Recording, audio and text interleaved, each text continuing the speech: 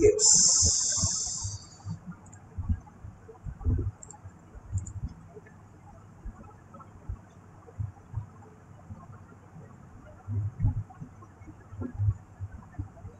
Okay. So thank you everyone. Welcome to my class on first class actually on DSE 4. So in the previous classes we have finished off DSE 3, discipline specific elective 3, and from today we will go on directly into DSE 4, discipline specific elective 4. But before beginning, let us at first excavate at least the syllabus of DSE 4. আমরা DSE 4 এর সিলেবাসটা আমরা একটু দেখে নেওয়ার চেষ্টা করি, তারপরে আমরা এই সংক্রান্ত অন্যান্য পড়াশোনা এবং আলোচনায় যাব। আগে আমরা সিলেবাসটা একটু দেখে নিই তারপরে। So basically DSE 4 has been divided into two sections. The first is the history of the English language section, section A, and then there is section B, which is a non-detailed section, that is the section on literary criticism. Okay, so literary criticism section ta purotai non-detailed, যেখানে Philip Sidney, John Dryden, Alexander Pope, Wordsworth এর text গুলো রয়েছে। I have already recommended to you the book of Enright and Chikera on this section B. তোমরা এই বইটা কিনে পড়তে পারো। এই বিভিন্ন লিটারারি ক্রিটিসিজম এগুলো বিভিন্ন article. Okay, for example Philip সিডনির অ্যাপোলজি ফর পোয়েট্রি, এগুলো প্রত্যেকটাই non fictional writing. This non-fictional writings are basically about the theory of poetry or theory of drama or theory of literature. তোমরা exactly যে theory পড়েছো, যেটাকে Literary theory বলো, Literary criticism হচ্ছে তার প্রিডেসেসর, মানে তার একটু পুরনো বাপ ঠাকুরদা বলতে পারো। ঠিক আছে, এগুলো প্রত্যেকটাই একটু ওল্ড ফ্যাশন রাইটিং স্টাইলে লেখা, এবং এগুলো কোনো এক্স্যাক্ট থিওরিটিক্যাল পজিশন লিখছে না, একটা ক্রিটিক্যাল পজিশন লিখছে। অর্থাৎ একটা বই পড়ে মানে সাহিত্য পড়ে আমরা যদি সেটা শুধুমাত্র সুপারফিশিয়াল সমালোচনা করি, তাহলে যে স্ট্রাকচার নেওয়া হয় সেটাই লিটারারি ক্রিটিসিজম লিখছে। পরিষ্কার? And what is literary theory? Literary theory is basically taking a perspective, taking a kind of ideological stance, a standpoint.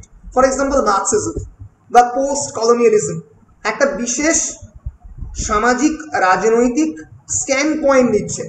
Post colonialism is a criticism of the colonialism. Feminism is a criticism of patriarchy, সমাজের ঘটে যাওয়া কোনো একটা অন্যায়, অবিচার, ইনজাস্টিসের প্রতিবাদ করছে। Marxism is about the proletarian revolution against the capitalist hegemony. সমাজতন্ত্রের উত্থান এবং তার সঙ্গে সঙ্গে ধনতন্ত্রকে কিভাবে পতন করা যেতে পারে তাই নিয়ে মার্কসিজম। ফলে এই লিটারারি ক্রিটিসিজম লিটারারি থিওরির অনেকটা আগের স্টেজ। এই বিষয়গুলো নিয়ে তোমাদের পড়তে হবে, যখন পড়াবো তখন এই বিষয়গুলো কি সেই নিয়ে আমরা আলোচনা করব। আমাদের আজকের যে বিষয়টা নিয়ে আমরা আলোচনা শুরু করব, that is history of the English language. History of the English language পুরোটাই ডিটেলড সেকশনের মধ্যে পড়ছে, এবং এই যে বেসিক্যালি চারটে যে সেকশন এ, বি, সি এবং ডি, এখানে ব্র্যাকেটে যে লেখাগুলো দেওয়া আছে, এইখান থেকেই মোটামুটি শিওর থাকো যে 10 নম্বরের প্রশ্ন বা 5 নম্বরের প্রশ্ন ডাইরেক্টলি পড়বে। ঠিক আছে, তো ফলে আমি পড়াতে বলবো যে কোনগুলো ইম্পর্টেন্ট 10 নম্বর এবং 5 নম্বরের প্রশ্ন, আলাদা করে পরে প্রশ্ন উত্তর নিয়েও আলোচনা করে দেব। আমি তোমাদেরকে অলরেডি মেটেরিয়াল দিয়েছি, সেগুলো থেকে মোটামুটি আনসার করতে শুরু করো। আমি বলে দেবো যে কোন কোন জায়গাগুলো কেমন ভাবে অ্যাপ্রোচ করবে, যখন পড়াবো তখনই মোটামুটি বুঝতে পারবে। তো যাই হোক, যেটা জানো সেটা হচ্ছে তোমাদের history of the English language basically চারটে সেকশনে ডিভাইডেড, সেকশন এ, বি, সি, ডি। এই চারটে সেকশনের মধ্যে প্রথম সেকশনটা হচ্ছে evolution of the English language, যেটা আমি আজকে অ্যাড্রেস করার চেষ্টা করবো খানিকটা, পুরো শেষ না হলে পরের ক্লাসে পড়াবো। এই এভলিউশন অফ দ্য ইংলিশ ল্যাঙ্গুয়েজের মধ্যে চারটে সেকশন রয়েছে। One is the semantic change. Semantic মানে আমি পরে পড়বো, সিম্যান্টিক মানে related to the sentence structure, কিভাবে সেন্টেন্স স্ট্রাকচারের মধ্যে পরিবর্তন এসছে। Standardization, what is standard? Standard মানে যে জিনিসটা standard by Bengal means the Kolkata Bengal. যে জিনিসটাকে আমরা official variety of the language বলে ধরে নিই, দ্যাট ইজ স্ট্যান্ডার্ডাইজেশন। আমরা পরবর্তীকালে জানবো সেটা কি। আউটগ্রোয়িং জেন্ডার বায়াস, অর্থাৎ ইংলিশ ল্যাঙ্গুয়েজের মধ্যে কিভাবে পেট্রিয়ার্কাল ডিসক্রিমিনেশন ঢুকে পড়েছে। আমরা বলি ম্যানকাইন্ড, মানব জাতিকে বোঝাতে, আমরা বলি না ওম্যানকাইন্ড। এরকম বিভিন্ন ধরনের শব্দ কিভাবে ঢুকে পড়লো তাই নিয়ে আলোচনা করব সেকশন এ তে। কিন্তু আমরা এখানে যেভাবে বলেছে সেভাবে পড়বো না, আমরা একটু এভলিউশনারি ওয়েতে পড়বো, অর্থাৎ বিবর্তন অনুযায়ী পড়বো। ফলে আগে তোমাদেরকে জানতে হবে যে ইংলিশ ল্যাঙ্গুয়েজের মধ্যে ইনফ্লুয়েন্স গুলো কি করে হলো, সেগুলো আমরা সেকশন সি টা আগে পড়বো, পড়ে তারপরে আমরা বি এবং তারপরে এ এবং ডি পড়বো, কারণ না হলে এভলিউশনটা তোমরা ধরতে পারবে না। সেকশন বি হচ্ছে নাম হচ্ছে event translation, individual contribution and the English language. অর্থাৎ কি কি ইম্পর্টেন্ট ঘটনা, important individual contribution to the English language আছে তাই নিয়ে পড়তে হবে। তোমাদের খ্রিস্টানাইজেশন এন্ড বাইবেল একই ধরে রাখো প্রায়, মানে খ্রিস্টানাইজেশন অফ দ্য ব্রিটেন আমরা পড়বো অকার্ড অ্যারাউন্ড 597, 597 অব্দে প্রথম ঘটে, এবং পরবর্তীকালে বাইবেলও ব্রিটেনে আসে। তার যে প্রভাব ভাষার উপর তাই নিয়ে আমরা পড়বো।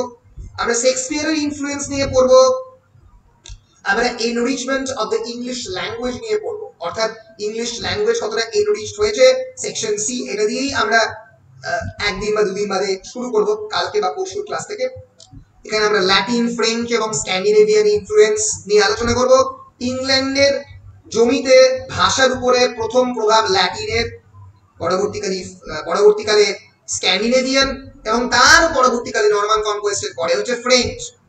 ফলে এই ভাষাগুলোর প্রভাব আমরা জানবো, এই ভাষার বিভিন্ন শব্দগুলো কেমন করে এসছে জানবো, and the influence of the science and technology, বিভিন্ন internet, for example second world war, for example the invention of the atomic bomb, for example space science, এগুলো প্রত্যেকটাই সায়েন্স এবং টেকনোলজির ইনভেনশন ভাষাকে পরিবর্তন করেছে, তার প্রভাব আমরা জানবো।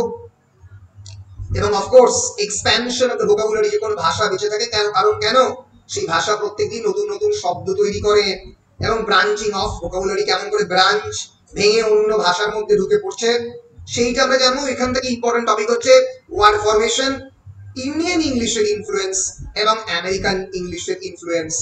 ফলে ইম্পর্টেন্ট 10 নম্বরের টপিক কিন্তু এই ব্র্যাকেটে দিয়ে থাকা যে পোর্শন গুলো সেখান থেকে পড়বে, অর্থাৎ semantic change, standardization, outgrowing gender bias, influence of the Bible and Christianity, Shakespeare, Latin, French and Scandinavian influence. মোটামুটি চোখ বুঝে রাখো যে এই তিনটে থেকে একটা পড়বেই 10 নম্বরে, পড়বে, গ্যারান্টি দিয়ে রাখলাম। and the influence of the science and technology, science এবং টেকনোলজি ইনফ্লুয়েন্স। আর এখান থেকে শেক্সপিয়ার আর বাইবেলের মধ্যে একটা পড়বে, তাহলে এখান থেকে কমন পেয়ে যাবে। আর এখান থেকে মোটামুটি স্ট্যান্ডার্ডাইজেশন, আর এখান থেকে ওয়ার্ড ফরমেশন একটু ডিফিকাল্ট, এইগুলো পড়লে মোটামুটি কমন পাবে। 5 নম্বরে কিছু ওয়ার্ড নোটস এবং কিছু কনসেপ্ট ওরিয়েন্টেড টার্ম নিয়ে প্রশ্ন আসতে পারে, তো সেগুলো নিয়ে পরে পড়তে পড়তে আলোচনা করব। এই হচ্ছে তোমাদের মোটামুটি syllabus of the history of English language. আজকে আমি এই evolution of the English language আজকে এবং আজ আশা করছি আজকের ক্লাসে শেষ হয়ে যাবে, না হলে কালকের ক্লাসে শেষ করব, করে আমরা ল্যাটিন ইনফ্লুয়েন্সে যাব। শুরু করার আগে হিস্ট্রি অফ ইংলিশ ল্যাঙ্গুয়েজ কয়েকটা সতর্ক বার্তা সবার জন্য। History of English language is a technical field, is an extremely technical field, এবং এর ফলে যেহেতু টেকনিক্যাল ফিল্ড, এখানে অনেক ক্ষেত্রেই অনেক বিষয় তোমরা হয়তো বুঝতে পারবে না, আমাকে জিজ্ঞেস করবে, আমি বলবো এভলিউশন। কিন্তু আরেকটা অত্যন্ত ইম্পর্টেন্ট বিষয় যেটা অনেকটাই তোমাদের ডিএসসি 3 তে করতে হয়নি, ডিএসসি 4 এ করতে হবে। ডিএসসি 3 তে না বুঝলে তোমরা মুখস্থ করতে পারবে না, কিন্তু ডিএসসি 4 এ অনেকটা উল্টোটা, বোঝো না বোঝো প্রচুর পরিমাণে শব্দ এবং বাক্যের গঠন তোমাদের কি হ্যাভ টু মেমোরাইজ, তোমাদেরকে খানিকটা হলেও মুখস্থ করতে হবে, না হলে তোমরা হিস্ট্রি অফ ইংলিশ ল্যাঙ্গুয়েজ কিছুতেই সেই শব্দগুলো মনে রাখতে পারবে না। আমি দেখাবো কেমন করে বিভিন্ন French war related term, French domestic term, এই যে বিভিন্ন টার্ম, বিভিন্ন শব্দ ইংরেজি ভাষায় ঢুকছে, সেগুলো কোন কোন শব্দ না মনে রাখলে ভুলে যাবে। ফলে বারবার লিখে লিখে পড়তে হবে, এবং বিশেষ করে ফ্রেঞ্চ এবং স্ক্যান্ডিনেভিয়ান এবং ল্যাটিন, এই তিনটে ডিফারেন্ট ভাষার ডিফারেন্ট শব্দ, ফলে অনেক সময় ল্যাটিনের শব্দটাকে ফ্রেঞ্চ আর ফ্রেঞ্চের শব্দটাকে স্ক্যান্ডিনেভিয়ান মনে হতে পারে। সেই জন্য খুবই মানে মনোযোগ সহকারে এইটা তোমাদের নিজেদেরকে খুব ভালো করে পড়তে হবে।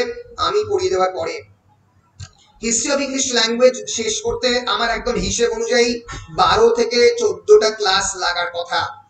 ফলে আজকে যদি আমি মোটামুটি শুরু করি, I somehow lost the connection, আমার মনে হচ্ছে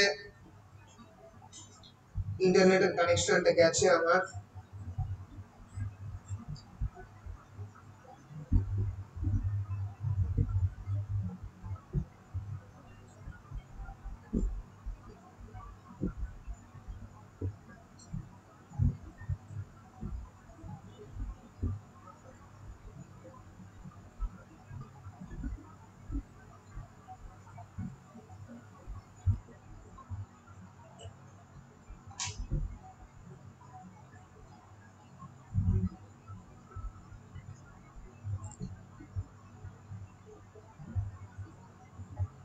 মামনি আমাকে দাও তো আমার ওয়াইফাইটা।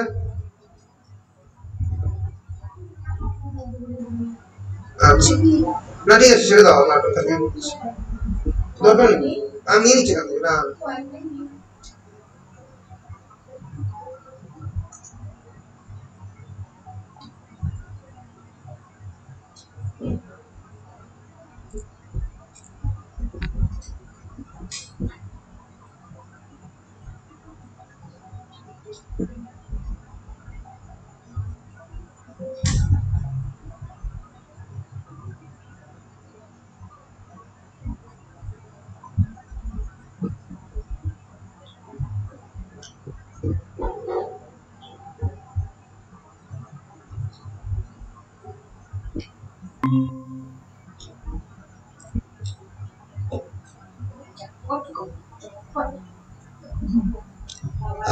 সরি আমি কোনো কারণে বেরিয়ে গেছিলাম, মানে আমার কোনো কারণে নয়, মানে আমার ইন্টারনেট কানেকশনটা খুবই অপ্রতুল থাকায় আমাকে অটোমেটিক্যালি ডিসকানেক্ট করে দেওয়া হয়।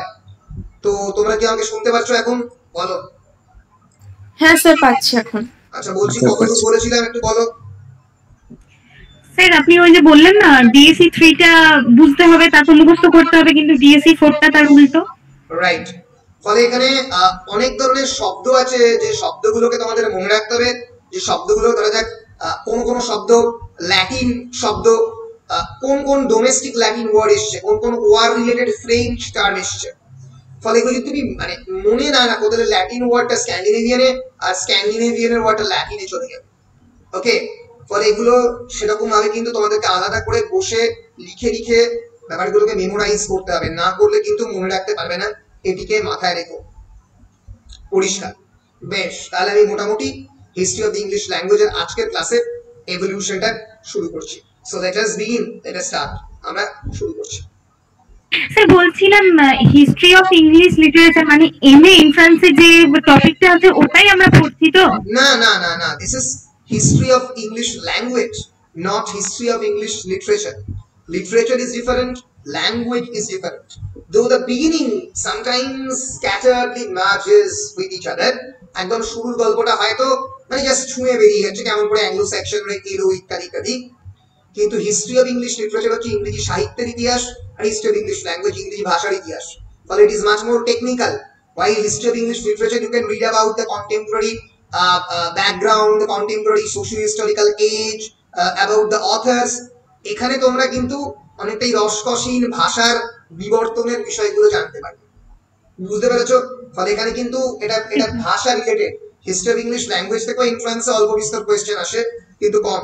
ফলে এটা history of English language, it is not history of English literature. Clear? হ্যাঁ স্যার। বেশ বেশ, শুরু করি তাহলে হিস্ট্রি অফ ইংলিশ ল্যাঙ্গুয়েজ দিয়ে। প্রথমেই যে প্রশ্নটা দিয়ে আমি শুরু করব, that what is language? Language we know basically is our primary source of communication. We generally communicate with language, and language is basically, as we know from the literary theory, is a science system.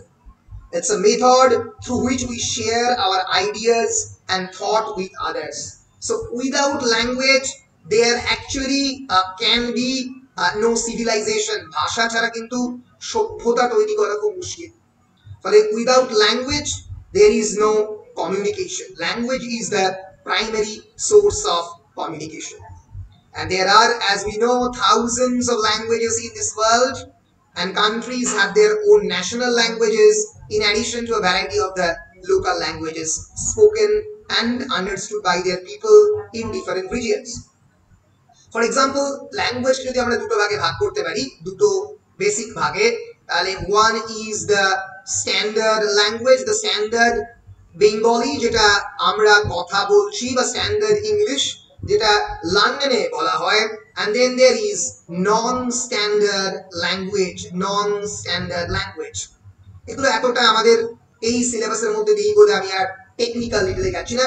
Non standard language is basically the dialects, মাথায় রেখো DIALECTS, dialects মানে ভাষা এবং উপভাষা।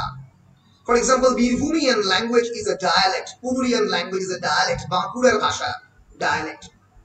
বিভিন্ন ধরনের উচ্চারণগত, ভাষাগত অ্যানোটেশনস, ভাষাগত কনোটেশনস বিভিন্ন সময় পরিবর্তন হয়, দ্যাট ইজ নন স্ট্যান্ডার্ড। ফলে আমাদের পৃথিবীতে প্রচুর পরিমাণে স্ট্যান্ডার্ড এবং নন স্ট্যান্ডার্ড বিভিন্ন ধরনের ল্যাঙ্গুয়েজ রয়েছে। আমি স্ট্যান্ডার্ড এবং নন স্ট্যান্ডার্ড ল্যাঙ্গুয়েজের উল্লেখ করলাম কেন? Y?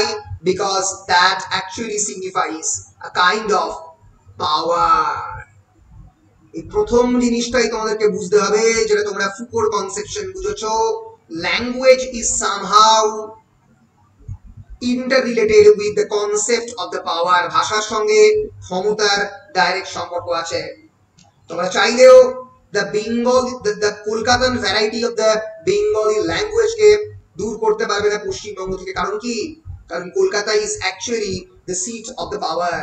Kolkata not only contains Writers Building, Kolkata not only contains Nabanno, but Kolkata not only contains Lal Bazar, but they actually symbolizes, and they are basically the icons of the power. ক্ষমতার অলিন্দের শুধুমাত্র বিধানসভা আছে বলে নয়, ক্ষমতার অলিন্দের বিভিন্ন মানুষজন, ক্ষমতার অলিন্দের একটা বড় অংশ কলকাতার মধ্যে অবস্থিত। ঠিক যেমন ভাবে লন্ডন গোটা পৃথিবীর একটা বড় অংশকে একটা সময় নিয়ন্ত্রিত করত, তাই তো? ফলে ভাষা ক্ষমতার জন্য ভাষা শেখা। তোমরা ইংরেজি শিখছো as a language because it's a global language, because the concept of English is very much interconnected with power, because power is nothing but knowledge. জ্ঞান ক্ষমতায়ন ছাড়া কি বা? জ্ঞানের ক্ষমতা এবং জ্ঞানের মধ্যে একটা অত্যন্ত ডাইরেক্ট রিলেশন রয়েছে। ফলে ভাষা, language is very much connected with the concept of the power. English is a global language. So language is a fundamental faculty in our humanity. Language is, of course, is used for creative expression like literature, culture, everything. Face to face communication, আমি তোমাদের সাথে কথা বলছি। Language is also used for scientific inquiry. যখন কিছু formula আবিষ্কার করতে গেলেও অ্যাটমিক বোমের ল্যাঙ্গুয়েজ লাগবে। There are almost 6,000 to 7,000 languages in this world, and among them Spanish, Chinese, Arabic, Hindi, English, এগুলো খুবই খুবই ইম্পর্টেন্ট ল্যাঙ্গুয়েজ। আমি জার্মানি, ইটালিয়ান এগুলোর কথা বলতে পারি, অত্যন্ত ইম্পর্টেন্ট ভাষা। কিন্তু গোটা পৃথিবীতে প্রায় 6 থেকে 7,000 ভাষা রয়েছে। English, actually we originate English from the people of the Britain and derives from, আমরা দেখবো, the word Angles. Angles land, England, কিভাবে তারা এলো আমরা দেখবো। সেখান থেকে English language, it's a basic language, কিন্তু এটা অরিজিনেট করছে এই জার্মানিক ট্রাইব অ্যাঙ্গল স্যাক্সন এবং জুটস থেকে, যারা প্রথমবার ইংল্যান্ডে এলো এবং ফ্রেঞ্চ, ল্যাটিন, স্ক্যান্ডিনেভিয়ানের সঙ্গে ইনফ্লুয়েন্স করে ভাষাকে নিজেকে বদলালো এবং গোটা পৃথিবীতে নিজেকে ছড়িয়ে ফেললো। ফলে this is basically the story of the English language. এরপরে আজকে আমরা, এবং why language is important, because language transmit information, তথ্য দেয়, express our feelings and emotions and ideas. It actually creates cultural ties. ভারতীয়দের সঙ্গে ব্রিটিশদের যে সাংস্কৃতিগত আদান প্রদান কিসের মাধ্যমে হচ্ছে? ব্রিটিশদের একটা বড় অংশ ভারতীয় ভাষা শিখছে, ভারতীয়দের একটা অংশ ব্রিটিশদের ল্যাঙ্গুয়েজ শিখছে। ফলে language actually helps us forging cultural ties and construct social identity. আমাদের প্রত্যেক দিনের আইডেন্টিটি আমাদের বেঙ্গলি ল্যাঙ্গুয়েজ বা আমাদের অন্য নতুন কোনো ভাষা শেখার উপরে ডিপেন্ড করে। তাহলে language actually creates cultural identity. এরপরে আমরা যাদেরকে দিয়ে প্রথমবার শুরু করব এই ইংরেজি ভাষা, তাদের দিয়ে আমরা শুরু করবো যে কেমন করে আমাদের এই ইংরেজি ভাষা শুরু হলো, how our English language actually started it's journey. আমাদের যেটা প্রথম মাথায় রাখতে হবে সেটা হচ্ছে, আমি তোমাদের আগে একটু ছবি টবি দেখিয়ে নিই, তারপরে বোঝাবো।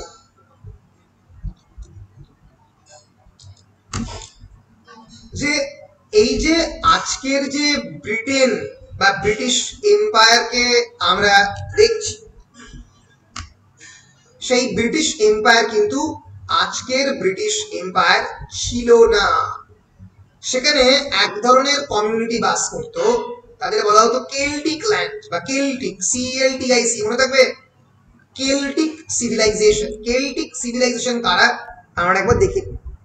এই ব্রিটিশ আইল বা আইল মানে দ্বীপপুঞ্জ, they have been inhabited by different peoples for at least 50,000 years।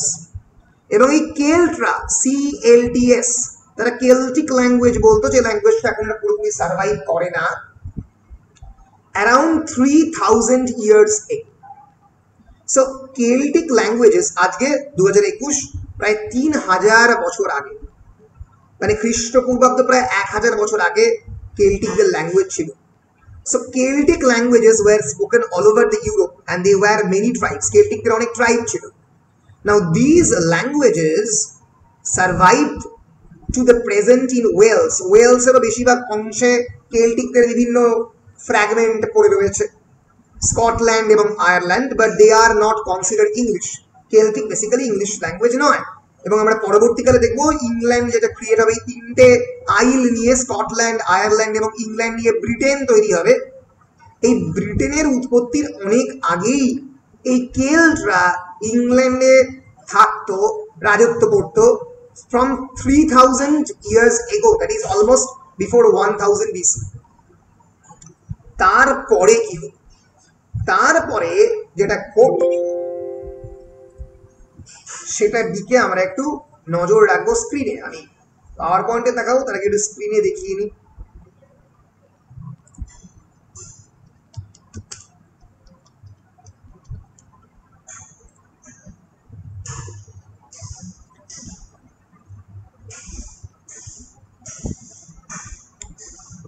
যে জিনিসটা ঘটলো সেটা হচ্ছে অত্যন্ত শক্তিশালী একটা ইউরোপিয়ান এম্পায়ারের জন্ম হলো, and that is the Roman empire.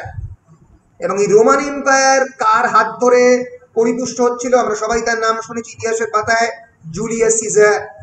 এবং জুলিয়াস সিজার এই ব্রিটেন আক্রমণ করলো 55 থেকে 54 BC-তে, 55 to 54 BC। So invasion of the Julius Caesar in Britain, মনে থাকবে, 55 to 54 BC, as part of his Gaelic wars. Gaelic একটা specific tribe. Gaelic war was a series of military campaigns waged by the Roman proconsul Julius Caesar against numerous Gaelic tribes between 58 to 50। এবং ব্রিটেনে specifically তিনি 55 এবং 54 খ্রিস্টপূর্বাব্দে এসে পৌঁছান। So Roman Britain is the period in the classical antiquity when large parts of the island of Britain were under the occupation of the Roman Empire। তাহলে আমরা যদি একটা ইংলিশ ল্যাঙ্গুয়েজে হিস্টোরিক্যাল ব্যাকগ্রাউন্ড তৈরি করার চেষ্টা করি, তাহলে আমাদের প্রথমেই বলতে হবে কেল্টিকদের কথা, CLTIC। কেল্টিকরা ছিল ইংল্যান্ডের আদি বাসিন্দা around 3000 years ago। 3000 years ago মানে দাঁড়াচ্ছে বেসিক্যালি 1000 BC। 1000 BC থেকে তারা রাজত্ব করছে এবং ইংল্যান্ডে প্রথম রোমান ব্রিটেন শুরু হচ্ছে অ্যারাউন্ড, ওই বলতে পারো, যেহেতু আমরা স্পেসিফিক্যালি বলতে পারি তাই বলা যেতে পারে, ওই অ্যারাউন্ড এই 55 to 58 BC। এই সময় থেকে, এবং রোমান ব্রিটেন ট্রান্সফর্ম হচ্ছে আরেকটু পরে, সরি আরেকটু আগে 43 থেকে অকুপেশন চলছে, এবং এই রোমান অকুপেশন চলেছে প্রায় 410 পর্যন্ত। তাহলে মোটামুটি আমরা বলতে পারি 55তে জুলিয়াস সিজার আসছে, তাহলে আমরা মোটামুটি বলতে পারি এই 55 to 58 বা অনেকে বলে 43 বিসি, সেখান থেকে 410 বিসি অব্দি British island was under the Roman occupation, under the Roman empire. এই শুরুর দিকের কনসেপ্টগুলো কিন্তু অনেকেরই নেই, অনেক স্যারেরা বলে না, অনেকে ভুলে যায়, ফলে কিন্তু অনেকেই এই হিস্টোরিক্যাল ব্যাকগ্রাউন্ডটা মনে থাকে না। এই বেসিক হিস্টোরিক্যাল ব্যাকগ্রাউন্ড না জানলে কিন্তু হিস্ট্রি অফ ইংলিশ লিটারেচারও পড়া যাবে না, হিস্ট্রি অফ ইংলিশ ল্যাঙ্গুয়েজও জানা যাবে না। কেমন করে ব্রিটেনের জন্ম হলো যদি না জানি, তাহলে কেমন করে বুঝবো পুরো বিষয়টা কিভাবে এগোবে না এগোবে।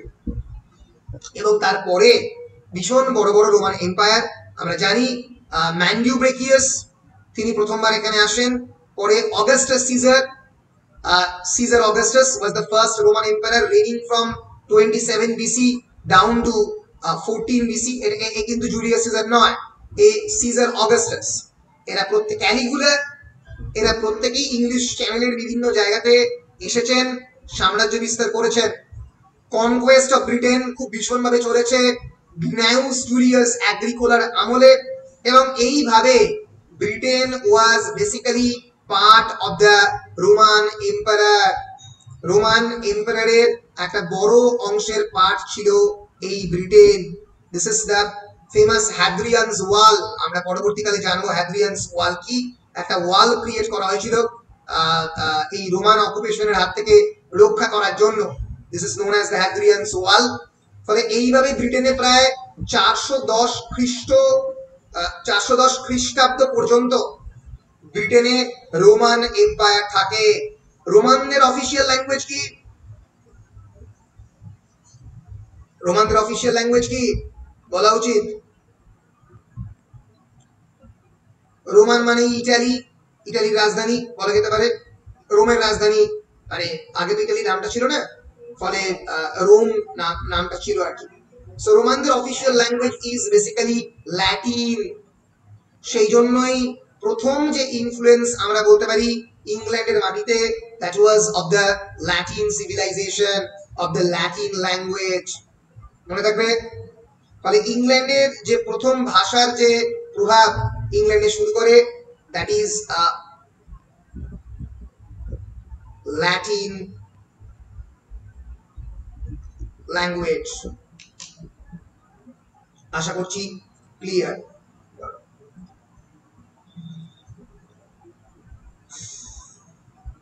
সো পরবর্তীকালে অ্যারাউন্ড 476 এই রোমান এম্পায়ারের পতন ঘটে।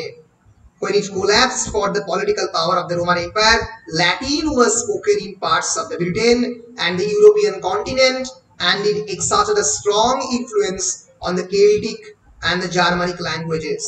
এই জার্মানিক ল্যাঙ্গুয়েজেস কিভাবে ঢুকলো সেটার ইতিহাস আমরা পরবর্তীকালে জানবো, কিন্তু এতটুকু জানো যে এর ফলেই এই কেল্টিক ল্যাঙ্গুয়েজের উপরে এই রোমান ল্যাঙ্গুয়েজের প্রভাব ভয়ঙ্কর ভাবে পড়ে।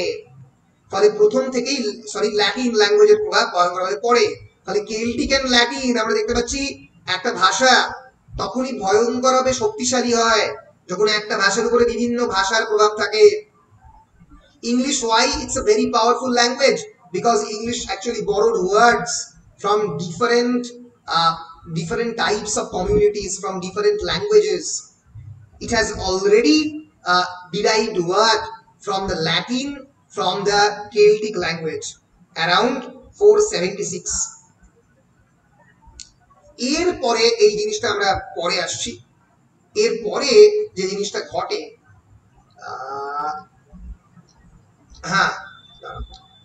এরপরে যে জিনিসটি ঘটে এই যে ল্যাটিন ইনফ্লুয়েন্স এবং তার আগে কেল্টিক, এরপরে ইংল্যান্ডে প্রথম শুরু হয় Anglo Saxon invasion. Angles, Saxon এবং জুটসরা ইংল্যান্ডে আসতে আরম্ভ করে। লেট 400s এবং আর্লি 500s এই সময়ে এরা প্রথমবার আসতে আরম্ভ করে এবং তখনই প্রথম ইংল্যান্ডে অ্যাংলো স্যাক্সনদের প্রভাব শুরু হয়। অ্যাংলো স্যাক্সন ইংল্যান্ড, এবার এই অ্যাংলো স্যাক্সন ইংল্যান্ডটা কারা ছিল আমরা একবার দেখে নেব। এই যে রোমান অকুপেশন, হ্যাদ্রিয়ানস ওয়াল দেখিয়েছি, Romans in England, Roman means England. Hadrian's Wall was basically a defensive fortification of the Roman province of the Britannia, began in AD 122 in the reign of the Emperor Hadrian. Hadrian এটা তৈরি করে river টাইনের কাছে, যাতে মানে পরবর্তীকালে এই যে যারা কি বিভিন্ন জার্মানিক ট্রাইব যারা অ্যাংলো স্যাক্সন তারা যারা আসতে আরম্ভ করছিল তাদের হাত থেকে রক্ষা পাওয়ার জন্য এই দুর্গটা ক্রিয়েট করে রোমান এই রোমান অকুপেশনের সময়। ফলে যদি তোমরা এই রোমান অকুপেশনের কয়েকটা বেসিক ক্যারেক্টারিস্টিক জানতে চাও তাহলে মাথায় রাখতে হবে তারা মোটামুটি মেনটেইনড রিলেটিভ পিস, শান্তি রেখেছিল এবং সেই সময় Latin heavily influence the English language এবং Christianity begins to replace paganism especially after Saint Augustine converts the king Ethelbert। এরপরে এই রোমান এম্পায়ারেরই একটা প্রভাব ছিল আস্তে আস্তে এই অ্যাংলো স্যাক্সনরা আসার আগে আগে এই ক্রিশ্চিয়ানিটিকে তারা ক্রিশ্চিয়ানিটি প্রথমবার এই প্যাগানিজমকে রিপ্লেস করতে আরম্ভ করে। এটা রোমান এম্পায়ারের পরবর্তীকালে হয়, কারণ তোমরা জানো রোমানরা খ্রিস্টানিটিতে বিশ্বাস করতো না, বহুদেব বাদে বিশ্বাস করত। সো আমরা অলরেডি রোমান পিরিয়ড পড়লাম, এবার আমরা অ্যাংলো স্যাক্সনের দিকে যাব। এবার এই অ্যাংলো স্যাক্সন কারা আমরা একবার দেখে নিই।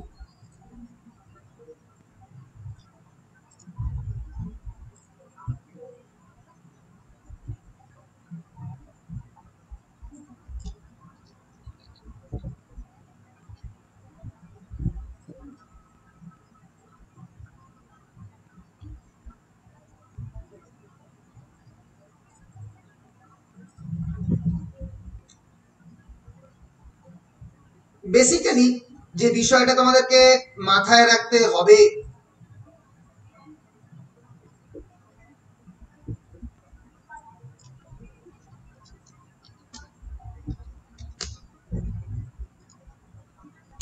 সেটা হচ্ছে অ্যাংলো স্যাক্সনরা কারা। অ্যাংলো স্যাক্সনসরা বেসিক্যালি ছিল জার্মানিক ট্রাইব, জার্মানির বিভিন্ন অংশতে তারা ছড়িয়ে ছিটিয়ে ছিল। অ্যাঙ্গলস, স্যাক্সনস এবং জুটস, এবং তার সঙ্গে সঙ্গে আরো দুটো ছোট ছোট কমিউনিটি ছিল, ফ্র্যাঙ্কস এবং ফ্রিশিয়ানস। তোমরা ফ্র্যাঙ্কস, ভ্যান্ডালস, অস্ট্রোগথ, ভিসিগথ এদের নাম শুনেছ, ভয়ঙ্কর প্রজাতি যারা হুনদের মতো এসে সবকিছু ধ্বংস করে ফেলতো এবং এরা প্রত্যেকেই কিন্তু জার্মানির কমিউনিটি ছিল। জার্মানি ওয়াজ আ মার্শল্যান্ড, অতটা সিভিলাইজ ছিল না রোম ইটালির মতো বা রোমের মতো, এবং সেখানকার কয়েকটা প্রজাতি কয়েকটা নৌবহর করে নৌকোতে চেপে তারা এসে হাজির হয় এই ইংল্যান্ডে, এবং এই অ্যাঙ্গলস ল্যান্ড থেকেই পরবর্তীকালে ইংল্যান্ড নামটা হয় ইংলিশ বা অ্যাঙ্গলস, এবং স্যাকশনসদের একটা অংশ আসে এবং জুটদের জুটদের একটা বড় অংশ আসে, ফ্র্যাঙ্কস এবং ফ্রিশিয়ানসদের খানিকটা কম অংশ আসে, কিন্তু এই অ্যাঙ্গলসরা একটা বড় অংশ জুড়ে দখল করে ফেলে এবং সেটাই বেসিক্যালি অ্যাংলো স্যাকশন ব্রিটেন বলে পরিচিত। তাহলে অ্যাংলো স্যাকশনদের অরিজিন পয়েন্ট কোনখান থেকে? অ্যাংলো স্যাকশনস ওয়্যার জার্মানিক কমিউনিটি, তারা জার্মানিক ট্রাইব, মনে থাকবে। এবং সেই জন্যই history of the English language পড়াতে গিয়ে বলা হয় English is a West Germanic language, কারণ বেসিক্যালি এই ল্যাটিনের এবং কেল্টিকের প্রভাব থাকলেও ভাষাটাকে সম্পূর্ণরূপে বদলে দেয় এই অ্যাংলো স্যাকশন মানুষেরা তাদের নিজস্ব ওয়েস্ট জার্মানিক ডায়ালেক্ট এনে, that originated from the Anglo-Frisian dialects brought to Britain in the mid-5th to 7th centuries AD by the Anglo-Saxon migrant মানে কারা? যারা অন্য কোনো দেশ থেকে আর একটা দেশে আসছে। ফলে একটা কথা মাথায় রেখো, ইংরাজি ভাষাটা কিন্তু অরিজিনালি ব্রিটেনের ভাষা নয়, এটা অ্যাকচুয়ালি একটা ওয়েস্ট জার্মানিক ডায়ালেক্ট। সেখানকার কয়েকজন অসভ্য কমিউনিটি ইংল্যান্ডে আসে এবং রোমান এম্পায়ারকে কমপ্লিটলি কোল্যাপস করিয়ে দেয়। আগেই ভেঙে পড়েছিল একেবারে পুরো ঘুম ধরিয়ে ভেঙে ফেলে দেয় এবং তাদের ল্যাঙ্গুয়েজ কোনো একটা জায়গায় কেউ জিতলে তাদের ল্যাঙ্গুয়েজ সেই পার্টিকুলার মানুষজনের উপরে চাপিয়ে দেয়। অ্যাঙ্গলসল্যান্ড ইংল্যান্ড, সেই Anglo Saxon language, Anglo Frisian dialect, এগুলো প্রত্যেকটাই ওয়েস্ট জার্মান ডায়ালেক্ট। এর ফলেই এই ওয়েস্ট জার্মান ডায়ালেক্টের একটা বড় অংশ আজকের ইংরেজি ভাষার ফাউন্ডেশন। আজকের ইংরেজি ভাষার ফাউন্ডেশনের মধ্যে আমরা যেরকম পড়েছি কেল্টিক রয়েছে, ল্যাটিন রয়েছে, সেরকম ভীষণভাবে এই অ্যাংলো স্যাকশন ল্যাঙ্গুয়েজ আছে এবং এটাই ভীষণভাবে রয়েছে। ফলে আমরা যদি Anglo Saxon settlement of the Britain পড়ি, অর্থাৎ কলোনিয়ালিজমের বাইরে কেউ নয়, ব্রিটেনও কিন্তু কলোনাইজ হয়েছিল, ঔপনিবেশিক শাসনের অংশ হয়েছিল। কেল্টিকরা ছিল আদিবাসিন্দা, তাদেরকে দখল করে নেয় রোমানরা, পরবর্তীকালে Anglo Saxon settlement of the Britain. So it's the process which changed the language and culture of the most of what became England from the Romano-British to the Germanic. ইংল্যান্ডের কালচারের মধ্যে রোমের প্রভাব থেকে পাল্টে গিয়ে জার্মানিক প্রভাব যে ঢুকলো, এই Germanic speakers in the Britain themselves of diverse origins eventually developed a common cultural identity as Anglo-Saxons. মাথায় রাখতে হবে, তারা যখন প্রথমবার এই ব্রিটেনে আসতে আরম্ভ করে, একটা বড় অংশ কিন্তু অনেক ধরনের কমিউনিটির পার্ট ছিল। কেউ ছিল অস্ট্রোগথ, কেউ ভিসিগথ, কেউ ভ্যান্ডাল, কেউ স্যাকশনস, কেউ অ্যাঙ্গলস, কেউ জুটস, কেউ ফ্রিশিয়ানস। এরা একটা common community of cultural identity create করে ইংল্যান্ডে স্থায়ীভাবে বসবাস করতে শুরু করে এবং সেখান থেকেই আমরা এই যে অ্যাংলো স্যাকশন বিভিন্ন মাইথোলজি, রবিনহুড, এই সময় থেকেই প্রথম তৈরি হয়। ফলে এইভাবে কিন্তু ইংল্যান্ডে এরা স্থায়ীভাবে বসবাস করার জন্য এসেছিল। So this process principally occurred from the mid 5th to the early 17th century। শুরু হয়েছিল পঞ্চম শতাব্দী থেকে, মানে 500 থেকে 700 অব্দের মধ্যে। প্রথম শুরু হচ্ছিল 410 পর থেকে। The settlement was followed by the establishment of the heptarchy। Hepta মানে কি? হেপ্টা মানে হচ্ছে 7। অ্যাংলো স্যাকশন হেপ্টার্কি এর পরবর্তীকালে যখন আমি হিস্ট্রি অফ ইংলিশ লিটারেচার পড়াবো তখন পড়াবো, it's a collective name applied to the 7 kingdoms of the Anglo-Saxon England from the Anglo-Saxon settlement of the Britain। এই 7টা এম্পায়ার একসঙ্গে তাদের রাজত্ব প্রথমবার এখানে শুরু করে, এই ব্রিটেনে শুরু করে এবং পরবর্তীকালে এই অ্যাংলো স্যাকশন ইংল্যান্ডের প্রভাব শেষ হয় কবে?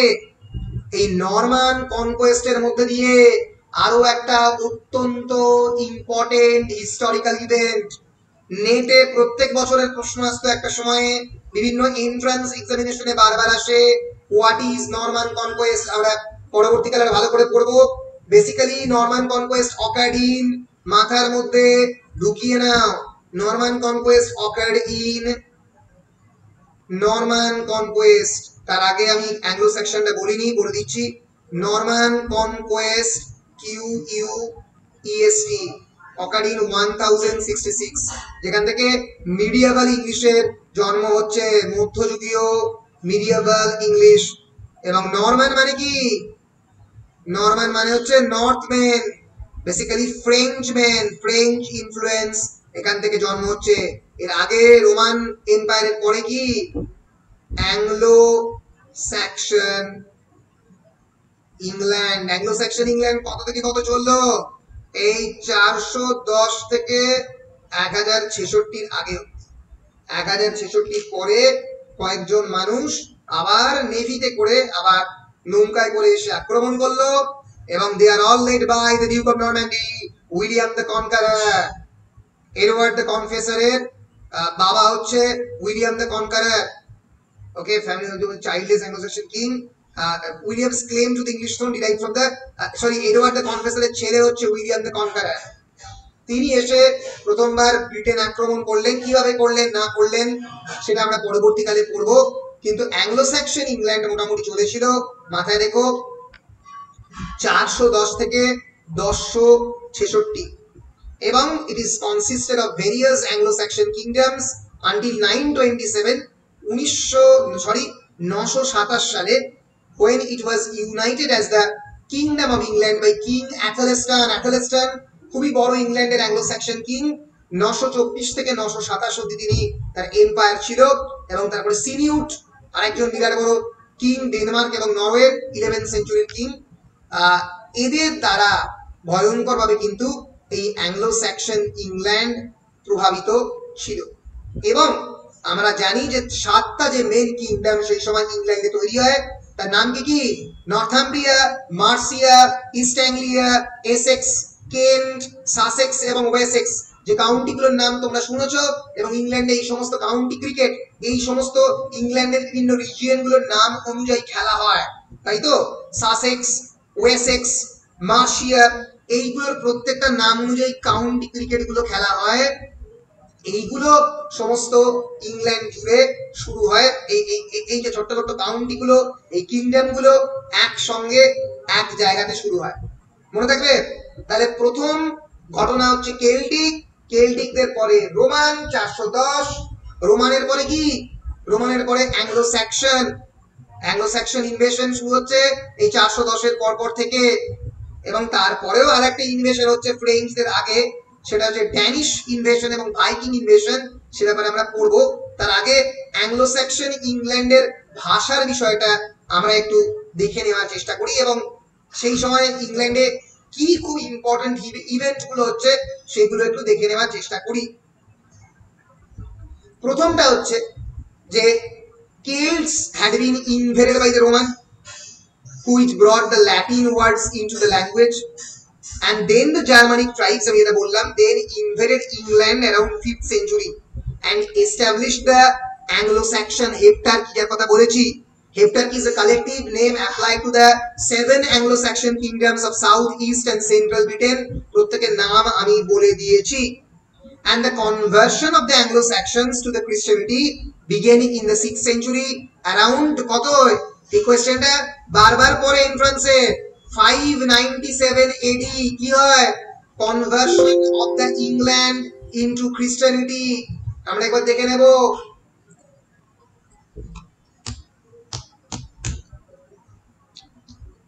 আমি এত সহজে, আমি এটা তোমাদের সঙ্গে একটা পরিষ্কার মানে সিক্রেট শেয়ার করার চেষ্টা করছি, আমি এত সহজে নেটটাকে ক্লিয়ার করতে পারি তার একটা বিরাট বড় কারণ হচ্ছে যে আমার কিন্তু হিস্ট্রি অফ ইংলিশ লিটারেচার এবং ল্যাঙ্গুয়েজের বেসিক ফাউন্ডেশনটা খুব স্ট্রং ছিল।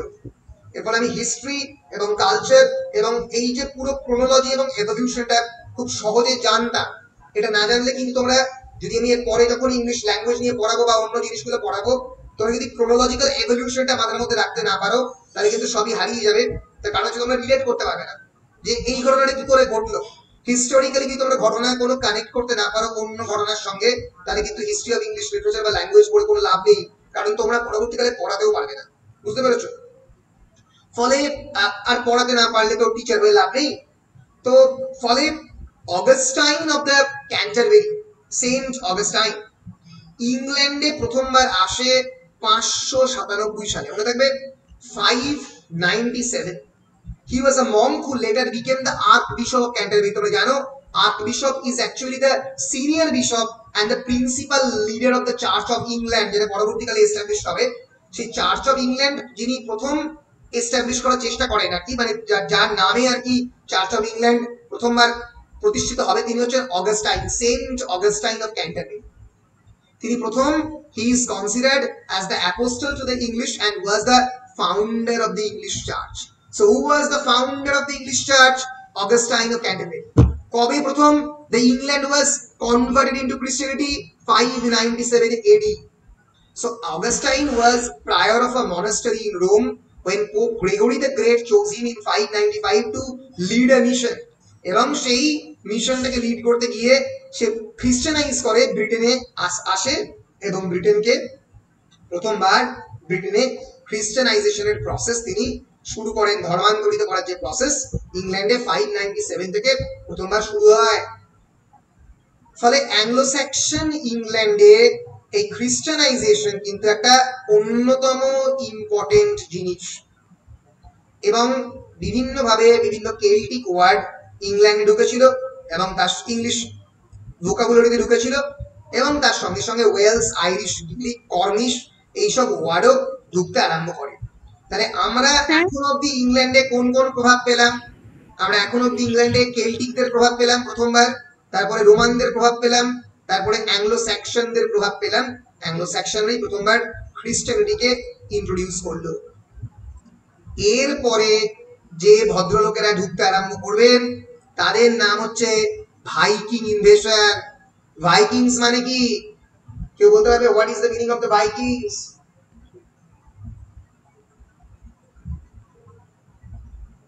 বলো, ভাইকার মানে?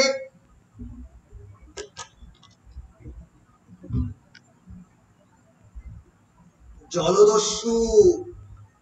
ভাইকিংদের ইনফ্লুয়েন্স মানে কিন্তু বেসিক্যালি স্ক্যান্ডিনেভিয়ান ইনফ্লুয়েন্স। প্রথমবার ইংল্যান্ডের মাটিতে এই ভাইকিং ইনভেশন শুরু হচ্ছে। অর্থাৎ তোমরা যেটাকে স্ক্যান্ডিনেভিয়ান ইনফ্লুয়েন্স বলছো, ডেনমার্ক, নরওয়ে এবং ডেনমার্ক, নরওয়ে আর একটা কি দেশ, সুইডেন, এই তিনটে দেশ থেকে, স্ক্যান্ডিনেভিয়ান কান্ট্রি থেকে কিন্তু এই নর্স এক্সপ্লোরার যারা যারা নর্সমেন, নর্থ জার্মানিক এথনোলিঙ্গুইস্টিক গ্রুপে এই যে স্ক্যান্ডিনেভিয়ান কান্ট্রি, এখান থেকে আসতে আরম্ভ করলে ম্যাপ দিয়ে পড়তে হবে। সো ভাইকিং এক্সপ্যানশন, এই জন্যই ইংল্যান্ড এতটা রিচ একটা দেশ, কারণ প্রচুর পরিমাণে সেখানে এক্সপ্লোরেশন, প্রচুর পরিমাণে নেভিগেশন, প্রচুর পরিমাণে কলোনাইজেশন হয়েছে। মানে অ্যাকচুয়াল কলোনিয়াল পিরিয়ড শুরু হওয়ার বহু আগে থেকে ইংল্যান্ডে কলোনিয়ালিজম শুরু হয়েছে বলে বিভিন্ন কালচারকে তারা একসঙ্গে মিলিয়ে একটা খুবই রিচ নতুন কালচারের জন্ম দিতে পেরেছে। So Viking expansion was the historical movement which led the Norse explorers, traders and the warriors, and the later known in the modern scholarship as Vikings, যাদেরকে বলা হয় জলদস্যু, the seafaring Norse people from the southern Scandinavia who from the late 8th to the 11th centuries raided, pirated, traded and settled throughout the parts of the Europe. ওটা ইউরোপকে pirate করে, red করে, trade করে, এবং এটা কোত্থেকে আসে? Scandinavia থেকে। Scandinavia মানে কি? স্ক্যান্ডিনেভিয়া মানে modern Sweden, Denmark and Norway, এই তিনটে দেশ মিলিয়ে স্ক্যান্ডিনেভিয়া। তো এইটা কবে থেকে শুরু হয়? 8 থেকে 11th সেঞ্চুরি, এই সময় জুড়ে স্ক্যান্ডিনেভিয়ান ইনফ্লুয়েন্স হয়। তাহলে নরমান কনকোয়েস্টের আগে শুরু হচ্ছে স্ক্যান্ডিনেভিয়ান ইনফ্লুয়েন্স, স্ক্যান্ডিনেভিয়ান ইনফ্লুয়েন্স। কবে থেকে শুরু হচ্ছে? 8 to 11th সেঞ্চুরি। আমার পাওয়ার পয়েন্টে সবই লেখা আছে, পরবর্তীকালে দেখবো আমরা। আমি জাস্ট তোমাদেরকে ছকটা দিয়ে দিচ্ছি, 8 to 11th সেঞ্চুরি। ফলে স্ক্যান্ডিনেভিয়ান ইনফ্লুয়েন্স শুরু হচ্ছে 8 থেকে 11 11th সেঞ্চুরিতে। ফলে আমরা এবার যদি তোমাদের সিলেবাসের মধ্যে একবার ফিরে যাই, সিলেবাসে কি বলেছে যদি এবার ফিরে যাই, এই যে এনরিচমেন্ট অফ দ্য ইংলিশ ল্যাঙ্গুয়েজের দিকে যদি আমরা একবার দেখাবার চেষ্টা করি, কি কি influence? Latin, French and Scandinavian. তাহলে কিন্তু আমরা দেখতে পাবো যে ল্যাটিন হচ্ছে প্রথম ইনফ্লুয়েন্স, তারপরে হচ্ছে স্ক্যান্ডিনেভিয়ান, তারপরে হচ্ছে ফ্রেঞ্চ। ফ্রেঞ্চটা তারপরে আসছে। আর ল্যাটিনেরও আগে আসছে আমরা বলতে পারি কেল্টিক, কেল্টিকের পরে ল্যাটিন বা রোমান, একই একই, তারপরে স্ক্যান্ডিনেভিয়ান বা ভাইকিং এক্সপ্লোরেশন, তারপরে ফ্রেঞ্চ। এবং ল্যাটিনের সঙ্গে জড়িত হচ্ছে, ল্যাটিনের পরে আসছে অ্যাংলো স্যাকশন ইংল্যান্ড, যেখান থেকে ইংলিশ ল্যাঙ্গুয়েজের বেসিক ফাউন্ডেশন। অ্যাংলো স্যাকশনটা কোনো ইনফ্লুয়েন্স নয়, কারণ অ্যাংলো স্যাকশনটাই ইংরেজি ল্যাঙ্গুয়েজ বেসিক্যালি। অ্যাঙ্গলস ল্যান্ড থেকে ইংল্যান্ড, সেখান থেকে অ্যাঙ্গলস থেকে ইংলিশ কথাটাও এসছে। তো তাদের ভাষাকে কি করে ল্যাটিন, যেটা আগে থেকে ছিল সেটা, এবং পরবর্তীকালে যেটা স্ক্যান্ডিনেভিয়ান এবং ফ্রেঞ্চ ইনফ্লুয়েন্স করছে লিঙ্গুইস্টিক পার্সপেক্টিভ থেকে, সেটা আমাদের সিলেবাসের আমাদেরকে পড়তে হবে। ফলে আমরা যদি দেখে নিই, এই বলেছি অ্যাংলো স্যাকশন জুটসরা আক্রমণ করলো ইংল্যান্ডে। কারা ছিল অ্যাঙ্গলস এবং স্যাকশন? 400 থেকে 500 এর জার্মানিক ট্রাইবস অ্যাঙ্গল এবং স্যাকশন, তারা ইংল্যান্ডে আসে এবং মনার্কি এস্টাবলিশ করে। এই যে অ্যাঙ্গল স্যাকশন জুট এরকম দেখতে ছিল, এটা হচ্ছে মডার্ন ইলাস্ট্রেশন। ওকে, এইভাবে তারা পোশাক পরতো। একটু যুদ্ধবাজ কমিউনিটি। আমরা যখন বেউলফ পড়বো, বেউলফ মানে আমরা যখন হিস্ট্রি অফ ইংলিশ লিটারেচারে পড়বো, আমরা দেখবো তারা ভয়ঙ্কর সাহসী। They are generally fighting with the walruses and seals. সকালবেলা ইচ্ছে করলে একটু ভেটকি মাছ খাবে, তোমরা বাজারে গেলে, আর একটা অ্যাংলো সেকশনের লোক সেই -18 টেম্পারেচারে যখন তারা জার্মানিতে ছিল, একটু বোট করে নিয়ে গিয়ে সকালবেলা নদীর মধ্যে ঝাঁপ মারলো, এবার একটা শিল মাছকে ধরে আনলো, একটা তিমি মাছের বাচ্চা ধরলো, ধরে সকালবেলা ভালো করে রোস্ট করে আগুনে ঝলসে কচ কচ কচ কচ করে খেয়ে দেবে। আর তুমি বাঙালি সকালবেলা বাজারে গিয়ে ভাবছো কালকে লকডাউন, বাজার ঠিক মতো খুলবে কি খুলবে না। তাহলে এই দুটো কমিউনিটির যে বিরাট বড় কালচারাল ডিফারেন্স, মানে বাঙালিদের সঙ্গে ওদের ছাড়লাম, অ্যাংলো স্যাকশন এবং রোমানদের মধ্যে বিরাট পার্থক্য ছিল। কারণ Anglo Saxons were very brave, they do not know what is fear, তাকে ভয় বলে জানতো না, বিভিন্ন প্রাণীদেরকে মারতো, ধরতো আর খেত, আর ভয়ঙ্কর পাওয়ারফুল কমিউনিটি ছিল, মাসল পাওয়ার, ফিজিক্যালি পাওয়ারফুল ছিল অ্যাঙ্গল স্যাকশন এবং জুট, যেখান থেকে ইংল্যান্ডের কালচারাল মানে স্পিয়ারের প্রথমবার সূচনা হচ্ছে। বলো বুঝতে পারছো? এতক্ষণ কি বুঝতে পারছো কি? বলো ক্লিয়ার কিনা? এগোবো তারপরে। হ্যাঁ স্যার। ক্লিয়ার তো? বাহ, ভেরি গুড। হ্যাঁ sir. Very good, very good, very good. তো this is Angle Saxon Jute. এরা ছিল বিভিন্ন জার্মানিক রেস, অন্যান্য এই অ্যাঙ্গলো স্যাকশন, নরমানরা তো পরে আসবে, এদের পরে আসছি আমি। ফ্রিশিয়ান, ফ্র্যাঙ্ক, জুটস, গথ, অস্ট্রোগথ, ভিসিগথ, এরাই এদের সঙ্গেই আসছে। তো বেসিক্যালি তিনটে ট্রাইব, জুটস, অ্যাঙ্গল স্যাকশন, এবং 600 থেকে মোটামুটি তাদের যাত্রাপথ শুরু। প্রথম ওল্ড ইংলিশ ল্যাঙ্গুয়েজ দেখো শব্দগুলো কিরকম ছিল, ঠিক আছে? এই যে মানে এগুলো বেসিক্যালি ওয়ার্ডস নয়, এগুলো সিম্বল। উরু, উরু মানে ক্যাটল, ক্যাটল মানে গরু, মানে বেসিক্যালি অ্যানিমাল। জিয়ার, জিয়ার মানে ইয়ার, এইভাবে লেখা হতো। ওই জন্য এটা হচ্ছে প্রথমবার আর্লিয়েস্ট অ্যাংলো স্যাকশন স্ক্রিপ্ট। আমাদের ক্যালকাটা ইউনিভার্সিটিতে একসময় ওল্ড ইংলিশে এমএ পড়ানো হতো, আমাদের দিদিদের সময় ওল্ড ইংলিশ ছিল। সেই ওল্ড ইংলিশ তোমরা যদি এখন পড়ো একটা শব্দ বুঝতে পারবে না। এই ওল্ড ইংলিশ নিয়েই ইংল্যান্ডের যাত্রা শুরু, যেটা আজকের মডার্ন ইংলিশ, সেই মডার্ন ইংলিশের যাত্রা বলেছে ওল্ড ইংলিশ। আমি যদি কয়েকটা ওল্ড ইংলিশ ল্যাঙ্গুয়েজ তোমাদেরকে দেখাবার চেষ্টা করি, ওল্ড ইংলিশ ল্যাঙ্গুয়েজ যদি তোমাদেরকে একটু দেখাবার চেষ্টা করি, হ্যাঁ ধরা যাক এটা হচ্ছে ওল্ড ইংলিশ, একটা শব্দ পড়ে বুঝতে পারবে না, একদম প্রিন্টেডে পড়াই।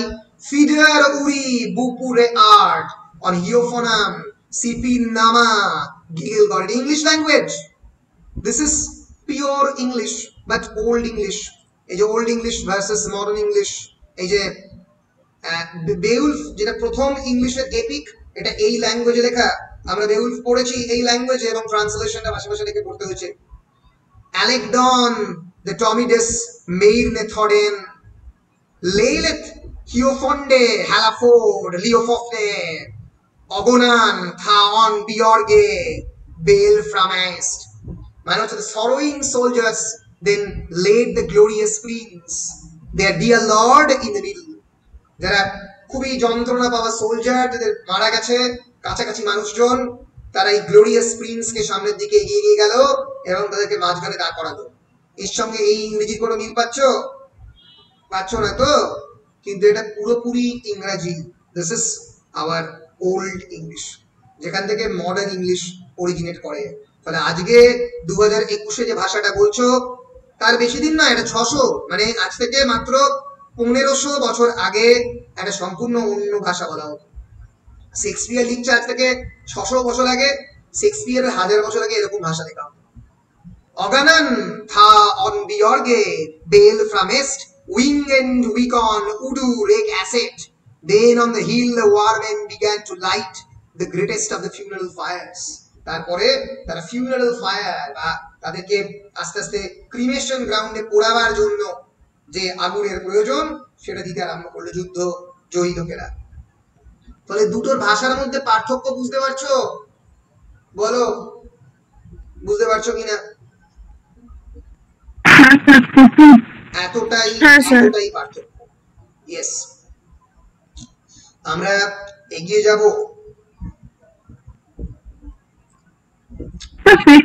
কিছু কিছু জায়গায় ব্যবহার দেখা যাচ্ছে। রাইট। যেমন ART মানে আর্ট ইকুয়াল টু আর। হ্যাঁ, রাইট। তারপরে এখানে তোমরা আমরা পড়েছিলাম অ্যাথেলস্টন বা এডগার, একসঙ্গে এইল ফ্রিক, এই আমি যে দেখাচ্ছি তোমাদের, দেখো এই যে হ্যাঁ এই যে এই এলফ্রিক, এই যে এলফ্রিক অফ দ্য এনশিয়েন্ট, ইন্ডিয়ার বিখ্যাত অ্যাংলো স্যাক্সন রিলিজিয়াস রাইটার, এর কথা তোমরা পাবে। এই যে AELFRICK, প্যাথেলিস্টান বা এইথ ইন দ্য ওয়ার্ল্ড, এটা এই একসঙ্গে উচ্চারণ হচ্ছে এলফ্রিক। এলফ্রিক দিয়ে শুরু হচ্ছে, এ দিয়ে শুরু হচ্ছে, কিন্তু ই এর উচ্চারণটা অল্প রয়েছে, এ আর ই একসঙ্গে। এরকম মানে অনেক ওল্ড ইংলিশের ইউজ এখনো রয়ে গেছে, কারণ এক্স্যাক্টলি এর উচ্চারণটা শুধু ইংরেজিতে করা সম্ভব নয়, তাই এইভাবেই লেখা হয়। এই নামের জায়গাটা তো পরিবর্তন করা সম্ভব হয়নি, ফলে এইভাবেই নামগুলো রাখা হয়েছে। ওল্ড ইংলিশ নোটগুলো এখনো রয়ে গেছে। আমরা এগিয়ে যাচ্ছি।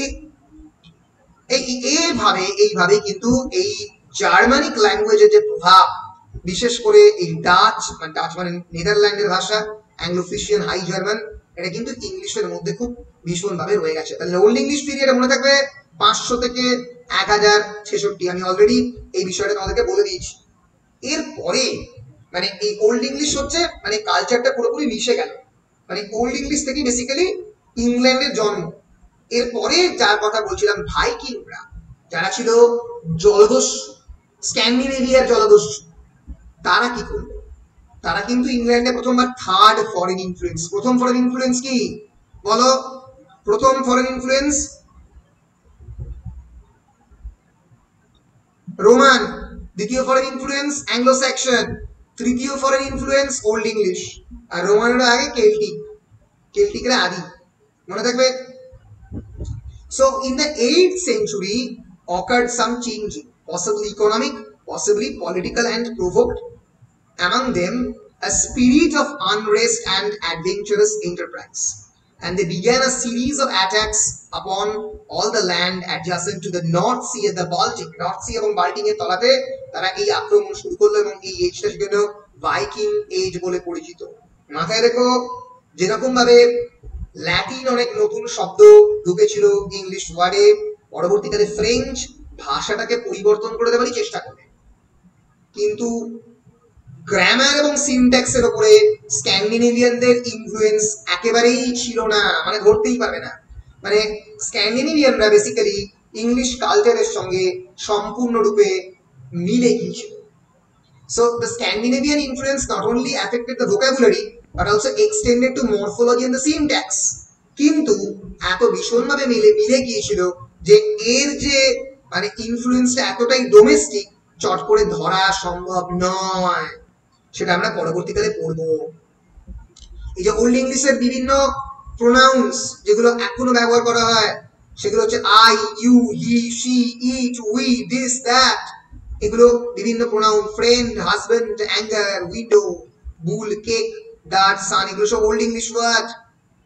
আর আর্কেইক ওয়ার্ড যেগুলো অনুপ্পান মানে অ্যাভাব, কম ইউজ করা হয়, পুদ, হরিবল, ইয়োর, ইয়ার্স এগো, এবং বিভিন্ন adjective, happy, cold, black, bloody, এগুলো আমরা এখনো ব্যবহার করি প্রত্যেক দিনের জীবনে। তো এইগুলো আমরা যখন পরে পড়বো, আরো ভালো করে পড়বো, মানে ডিটেলে পড়বো। এবং বেউলফ হচ্ছে প্রথম extend most important epic poem, প্রথমবার ইংল্যান্ডের একটা মহাকাব্য যেটা জাতি গঠনে সাহায্য করেছিল আমরা বলতে পারি। এবং ওল্ড ইংলিশের সময় কিন্তু এই যে বাইবেল সম্পূর্ণ ওল্ড ইংলিশ লেখা হচ্ছে, একটা পরে একটা শব্দ বুঝতে পারবে। ফলে এইভাবে কিন্তু ওল্ড ইংলিশ ইংল্যান্ডের যে ভাষাতে একটা বিরাট বড় পরিবর্তন আনে। Old English period from 500 to 1066। এবং কি কি হয় এখানে? একটা হচ্ছে যে কোনো single agreed system of the spelling ছিল না, ভাষার কোনো এগ্রিড স্পেলিং ছিল না।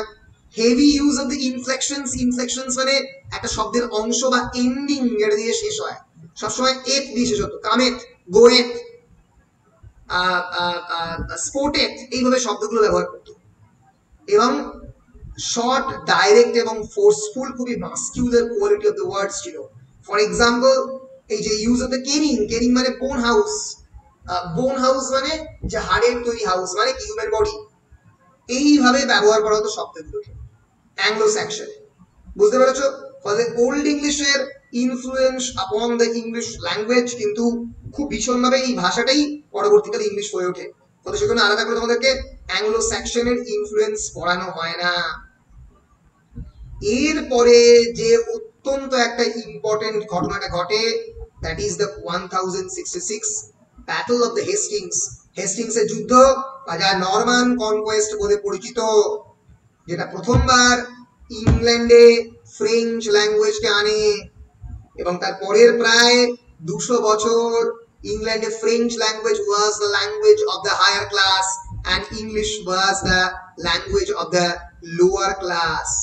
ইংলিশ ল্যাঙ্গুয়েজ সবাই বলতে বন্ধ করে দেয়, আইন পাস করা থেকে শুরু করে, কোর্টের ভাষা থেকে শুরু করে, রিলিজিয়ান চর্চার ভাষা থেকে শুরু করে সবই ফ্রেঞ্চ হয়, এবং সেই জন্যই ইংলিশ ল্যাঙ্গুয়েজে এখনো এত ফ্রেঞ্চ ওয়ার্ড ঢুকে আছে।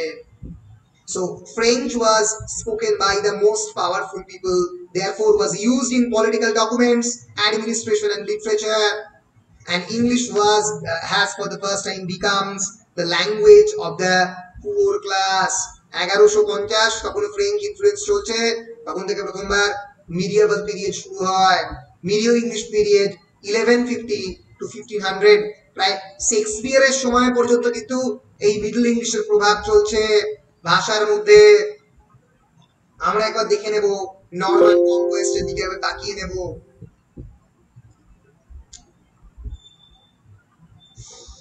নরমান কনকোয়েস্ট, এই যেটা হচ্ছে Norman conquest. So it was an 11th century invasion and occupation of England by an army made up of the Normans. Normans মানে হচ্ছে যারা নর্থমেন, medieval duchy of the Normandy। Normandy একটা জায়গা যেটা ফ্রান্সে লোকেটেড, মনে থাকবে। তারা কোনখান থেকে descended? They descended from the Norse Viking. তারা ভাইকিংদের সঙ্গে এক ধরনের ক্রস ব্রিড করে জন্ম তাদের। ব্রিটন, ব্রিটন হচ্ছে Dutch of the Brittany. Brittany হচ্ছে ফ্রেঞ্চের একটা অংশ, মাথায় দেখো, ফ্রেঞ্চ পেনিনসুলার পার্ট। এবং নরম্যানস, ব্রিটনস এবং ফ্লেমিশ, ফ্লেমিশ হচ্ছে বেসিক্যালি আমরা বলতে পারি যারা আর কি ডাচ ল্যান্ডের পার্ট, তারা ফ্লেমিশ। তো এদের একটা বড় অংশ এসে আক্রমণ করে উইলিয়াম দ্য কনকারারকে সঙ্গে করে ইংল্যান্ডে, এবং প্রথমবার ইংল্যান্ডে এই নরমান কনকোয়েস্টের একটা রেড তৈরি হয়। রেড প্রথমবার ছোট ব্যাটল হয়, battle of the Stamford bridge, তারপরে ব্যাটল অফ হেস্টিংস হয়। এই যে landing in the English scene from the Bayeux tapestry. তোমরা কি জানো বেউকস ট্যাপেস্ট্রি কি? যে দেখো অবাক হয়ে যাবে। বেউকস ট্যাপেস্ট্রি হচ্ছে আমাদের অনেকটা বলে নকশি কাঁথার মতো। নকশি কাঁথা যেরকম মানে সুন্দর করে একটা একটা মানে কি বলবো, একটা কাপড়ের জায়গার মধ্যে ভালো করে বুনে খুব সুন্দর করে একটা হিস্টোরিক্যাল এভিডেন্স, এই বিউকস ট্যাপেস্ট্রিও তাই।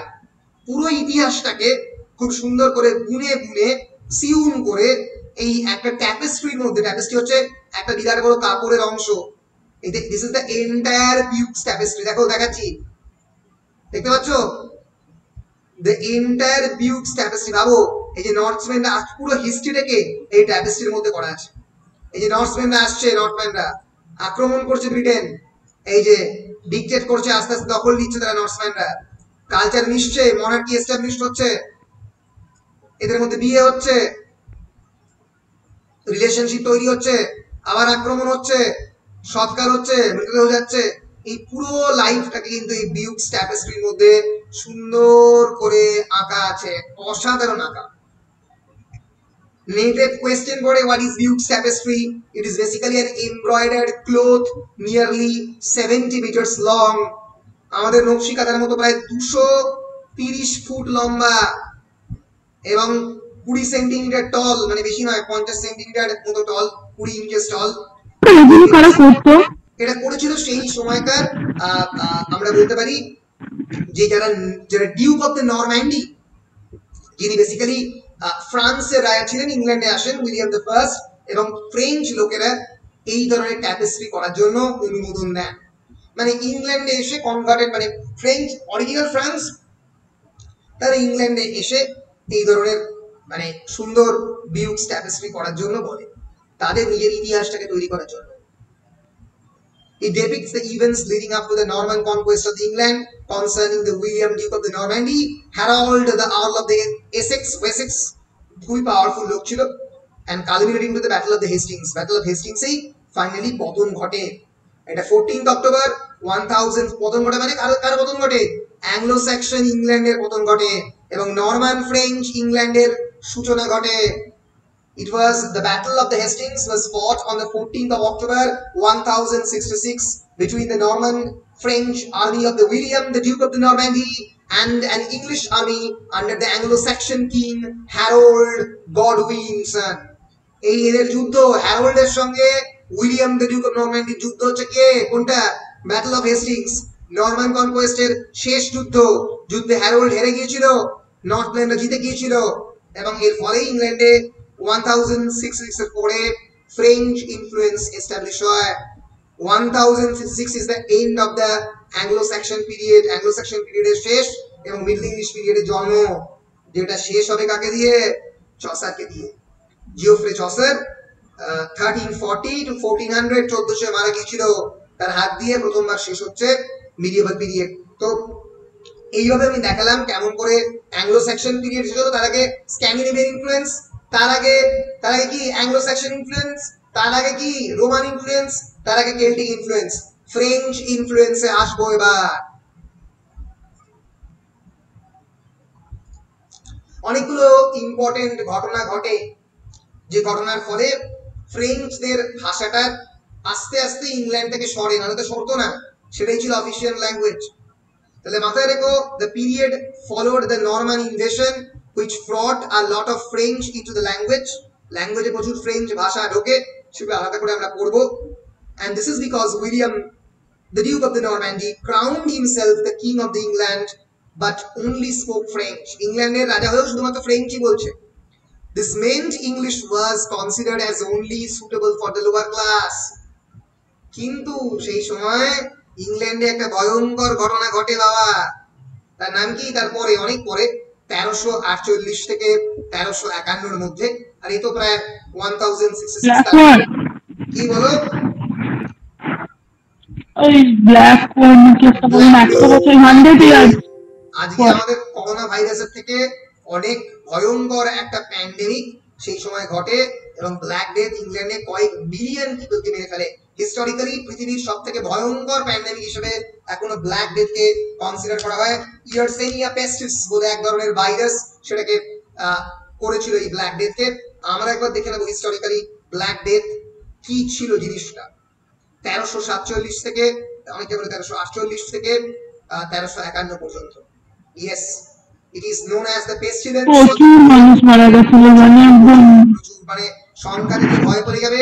was a bubonic plague, এই সময় বেবুনদের থেকে আসতে বলে bubonic plague বলতো। pandemic occurring in Afro-Eurasia, মানে আফ্রিকাতে হচ্ছে। একবার ভাবো, মানে এইটা সেই সময়কার গ্লোবাল প্যান্ডেমিক, এবং তখন তো এখনকার মতো এয়ার ট্রাভেল ছিল না, 1300 সালে এয়ার ট্রাভেল ছিল না, এখনকার মতো এত ঘন ঘন নৌজাহাজও ছিল না, তাও কিভাবে এতগুলো দেশের মধ্যে ছড়িয়ে ফেলছে। It is, and not the coronavirus, it is the most fatal pandemic recorded in human history, causing the death of 75 বলো ওই যে কিছু ভালো মানুষ ছিল যারা মরাগুলোকে নদীতে ভাসাতো, সেই জন্য হয়েছিল। যাই হোক, causing the death of এখন যেমন করছে 75 to 200 million people in Eurasia and North Africa, peaking in Europe from 1347 to 1351, প্রায় 200 মিলিয়ন। তাহলে 200 কে মোটামুটি তুমি যদি গুণ করো 1 মিলিয়ন হয়, তাহলে 10 লক্ষকে 200 দিয়ে গুণ করো, যা হবার তাই। ইয়ারসেনিয়া পেস্টিস থেকে হয়, but also cause septicemic or pneumonic plague, এর ফলে বহু মানুষের মৃত্যু হয়। So the Black Death was the beginning of the second plague pandemic. তারপর আবার second plague pandemic হয়। Black Death পুরো ইউরোপের পপুলেশনের 1/3 কে কমপ্লিটলি ওয়াইপ আউট করে দিয়েছিল। এবং যে মুহূর্তে এই ব্ল্যাক ডেথের মতো জিনিসপত্র ঘটছে, মাথায় রাখতে হবে এত মানুষের মৃত্যু মানে হচ্ছে যারা মরা পোড়াবে, যারা এই মৃতদেহগুলোকে সরাবে, যারা মাস্কের, তখন তো মাস্ক ছিল না, তখন কি ছিল জানো তো? তখন ওই বিগ মানে বার্ডের মানে যেরকম স্ট্রাকচার হয় পাখির, সেরকম পাখির মুখের মতো এক ধরনের পোশাক থাকতো, তাকে বলা হতো বিগ পিগ। আমরা একবার দেখে নেব যে সেই সময়কার ব্ল্যাক ডেথের মাস্ক কিরকম ছিল, ব্ল্যাক ডেথের ডক্টরস অ্যাটায়ার কেমন ছিল। তোমরা দেখো তো অনেকে নিশ্চয়ই, বা অনেকে দেখোনি সেই ফেমাস পেইন্টিং ব্ল্যাক ডেথ। হ্যাঁ স্যার দেখেছি, ওটা টুপির সাথে অনেক সময় জং থাকতো। রাইট রাইট, এবং এইটাই ডক্টরদের সঙ্গে অ্যাসোসিয়েট করা হয়। Right, absolutely. যেরকম আমাদের স্মৃতি দেখেছে পিপি স্যুটের অনেক আগে। আমি ভাবছি যে এখন যেমন আমরা এটা পড়ছি, আজ থেকে বহু বছর পর ওরা পড়বে যে এরকম করোনা ভাইরাস এসেছিল। হ্যাঁ absolutely right right you are. এরকম প্লেগ ডক্টর এরকম ছিল, হোয়াইট হ্যাট, এবং এইরকম একটা সে পাখির দাঁতের মতো একটা জিনিস পড়তো, এইরকম দেখতে ছিল। দ্য বিক of the mask was filled with ফ্র্যাগ্রেন্ট medicinal herb, এর মধ্যে প্রচুর হার্ব থাকতো, এতে গন্ধটা নাকে না আসে মানুষের মৃত্যু। এবং সেইটা সে চামড়ার পরে এবং হাতের মধ্যে এই জিনিসটা পরে হাতে নিয়ে, এবং হাতে স্ক্যালপেল যদি কোনো কিছু কেটে বাদ দিতে হতো সেগুলোর জন্য, এবং লেদার গ্লাভস নিয়ে সে যেত।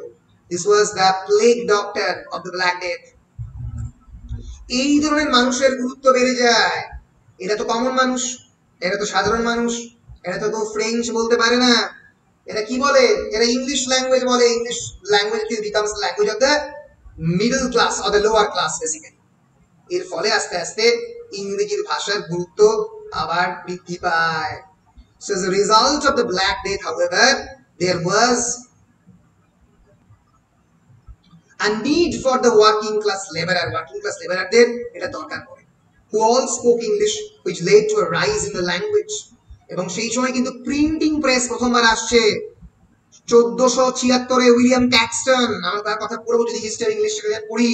তিনি প্রথম সমস্ত বিভিন্ন টেক্সট বাইবেলের তিনি প্রথম পাবলিশ করে, এবং he printed all kinds of text, and following 150 years around 20,000 books were printed. বলে বুঝতে পারছো, জ্ঞানের গণতান্ত্রিকরণ, জ্ঞান গোটা পৃথিবীতে ছড়িয়ে পড়ছে। বই পাবলিশ হওয়া মানে কি, consolidation of the grammar and the spelling. আগে বিভিন্ন লোক বিভিন্ন গ্রামার এবং স্পেলিং ইউজ করছে তোমাদের মতো, কিন্তু এখন যেহেতু বই প্রিন্ট হতে আরম্ভ করলো, এক ধরনের স্পেলিং এবং এক ধরনের গ্রামার। এর ফলেই প্রথম যেটা সিলেবাসে লেখা আছে স্ট্যান্ডার্ডাইজেশন, এই standardisation of the English language এই 1470 এই সময় হতে আরম্ভ করে। এবং ইনক্রিজড ইন্টারেস্ট ইন লিটারেচার, তাকে সাহিত্য আলাদা করে ছিল না। চসারের মতো কয়েকজন লোক সাহিত্য লিখতো, কিন্তু লোকে খুব এটা পড়তো না। সাহিত্যের প্রথম মানে চারিদিকে মানে সাহিত্য ছড়িয়ে পড়তে আরম্ভ করলো এই 1376 1476 পরে। তার আগে অলরেডি আমরা জানি গুটেনবার্গ শুরু করে দিয়েছে বাইবেলের প্রিন্টিং। সো এইভাবে কিন্তু আমরা বলতে পারি এইভাবে এটা নরম্যান বা নর্থ কনকোয়েস্ট অফ ইংল্যান্ড, এইভাবে কিন্তু invasion construct a base for the battle আমরা অলরেডি পড়েছি, এই নরম্যান কনকোয়েস্ট এবং ডিউকস ট্যাপেস্ট্রি। এর পর থেকে কিন্তু শুরু হয়ে যায় আধুনিক ইংরেজি ভাষা। তাহলে এই মিডিয়েভাল পিরিয়ডে কি হয় আমরা পরবর্তীকালে দেখবো। বিভিন্ন প্রিপোজিশনাল এবং সেমান্টিক শিফট হয়, এগুলো কি আমরা এক্স্যাক্টলি না পড়লে বুঝতে পারবো না।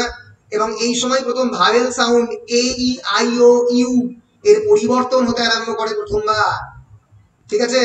এবং বহু ইনফ্লেকশনস ইংল্যান্ডে হারিয়ে যায়, এবং influence of the French on the English language. একবার তাকালে বুঝতে পারবে এটা হচ্ছে আমাদের আধুনিক ইংলিশ ল্যাঙ্গুয়েজ, ঠিক আছে, যার 29% ল্যাটিন, জানো না তোমরা জানো, 29% ল্যাটিন, 29% ফ্রেঞ্চ, 26% জার্মানি মানে ওল্ড এবং মিডিয়েভাল ইংলিশ, ওল্ড নর্স এবং ডাচ, 6% গ্রিক, অন্যান্য সমস্ত ল্যাঙ্গুয়েজ 6%, এবং অন্যান্য বিভিন্ন প্রপার নেম থেকে অনেক নাম এসছে, এটা 4%। তাহলে ল্যাটিন, ফ্রেঞ্চ এবং অ্যাংলো স্যাক্সনের ইনফ্লুয়েন্সটা মোটামুটি দেখে নিতে পেরেছো আশা করছি। স্ক্যান্ডিনেভিয়ান এতটাই অল্প যে এর মধ্যে ঢুকে গেছে, এই আদারের মধ্যে পড়ছে। ফলে এর পরে হচ্ছে এই চসার এবং merging of the two languages শুরু হয়। এই যে বিফ শব্দটা খুবই ইন্টারেস্টিং, আমি পরবর্তীকালে পড়াবো। এই যে beef commonly eaten by the aristocracy এই বিফটা খেত। বিফ মানে তো কাউ, তাই না? কাউটা কারা খেত? কাউ খেত যারা অ্যাংলো স্যাক্সন কমন পিপল, যারা ইংরেজি বলতো। এই জন্য রান্না করা খাবারটার নাম বিফ, আর আসল খাবারটার নাম, আসল অ্যানিমেলটার নাম হচ্ছে কাউ। এটা কোনোদিন তৈরি হতো না যদি না ফ্রেঞ্চরা প্রথমবার ইংল্যান্ডে আসতো এবং তারা যদি ফ্রেঞ্চ ল্যাঙ্গুয়েজে কাউকে বিফ না বলতো, তাহলে রান্না করা খাবারটাকে তোমরা বিফ বলতে না। বলো এই জন্যই কারণ ফ্রেঞ্চরা প্রথমবার এসেছিল ইংল্যান্ডে, বুঝতে পেরেছো? তো এই ইন্টারেস্টিং বিষয়গুলো আমি যখন ভাষাটা পড়াবো এবং প্রচুর লিগাল টার্ম, এই যে জুডিশিয়াল, ভার্ডিক্ট দিলাম যে 4 মাসের জেল হলো, শতাব্দী, এরকম আর কি। তো এই প্রত্যেকটা শব্দ এসছে ফ্রেঞ্চ ল্যাঙ্গুয়েজ থেকে। আমরা পরবর্তীকালে এই ল্যাঙ্গুয়েজ নিয়ে আলোচনা করব। এবং 1500 সালে মোটামুটি রোমান এবং ইংল্যান্ডের চার্চে হেনরি দ্য এইট আস্তে আস্তে ডিভিশন ক্রিয়েট করে। আমরা গ্রেট ভাওয়াল শিফট করব এবং এরপরে 1500 থেকে 1700-তে প্রথমবার শুরু হয় আর্লি মডার্ন ইংলিশ এবং পরবর্তীকালে modern English. Early modern English এবং মডার্ন ইংলিশ আজকে তো প্রায় সময় শেষ, অনেকটাই পড়িয়ে ফেলেছি। এর পরের দিনকে early standardisation, early modern English এবং রেনেসঁ, শেক্সপিয়ার, কিং জেমস, এই বিষয়গুলো পড়িয়ে এই ইন্ট্রোডাকশন ক্লাসটা পরের দিনে শেষ করবো। একদিনে সম্ভব নয় কারণ অনেকটা বড় হয়ে যাচ্ছে, কিন্তু আজকে আমরা কিন্তু অনেক গুরুত্বপূর্ণ বিষয়গুলো পড়ে ফেললাম, যেটা কিন্তু তোমাদের সিলেবাসে মানে বলা যেতে পারে সিংহভাগ জুড়ে থাকবে এই পুরনো বিষয়গুলো।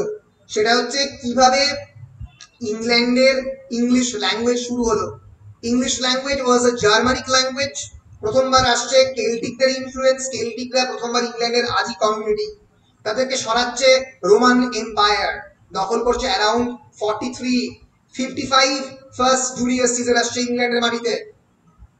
এরপরে Roman invasion and Roman settlement in England from 45 around 410 এর পরে অ্যাংলো স্যাকশনরা দীর্ঘদিন ধরে থাকছে আপ টু 1066। তার মাঝখানে ভাইকিং ইনভেশন হয়ে যাচ্ছে, স্ক্যান্ডিনেভিয়ান ইনভেশন, নৌবহর নিয়ে আক্রমণ করছে, তাদের প্রভাব থাকছে ল্যাঙ্গুয়েজে।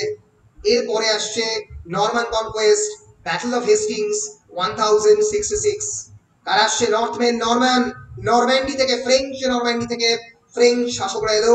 উইলিয়াম দ্য কনকারার এসে পুরোপুরি ভাষাটাকে ওপরের তলার মানুষদেরকে ল্যাঙ্গুয়েজটাকে ফ্রেঞ্চ করে দিল, আর নিচুর তলার মানুষদের ল্যাঙ্গুয়েজটা কারা বলছে, কিসের ল্যাঙ্গুয়েজ বলছে তারা বলছে ইংলিশ ল্যাঙ্গুয়েজ।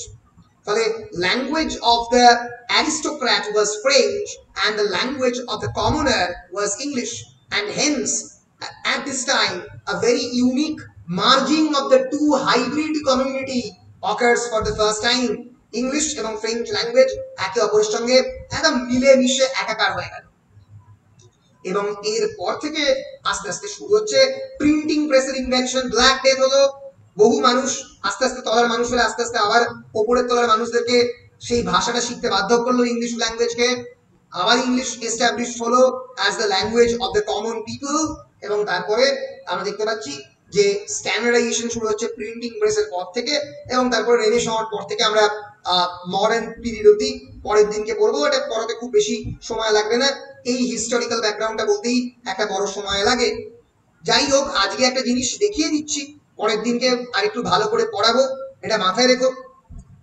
একটু আমি বলেছি ইংলিশ ল্যাঙ্গুয়েজ বিলং করছে ওয়েস্ট জার্মানিক ট্রাইব থেকে, এই ল্যাঙ্গুয়েজটা আসছে।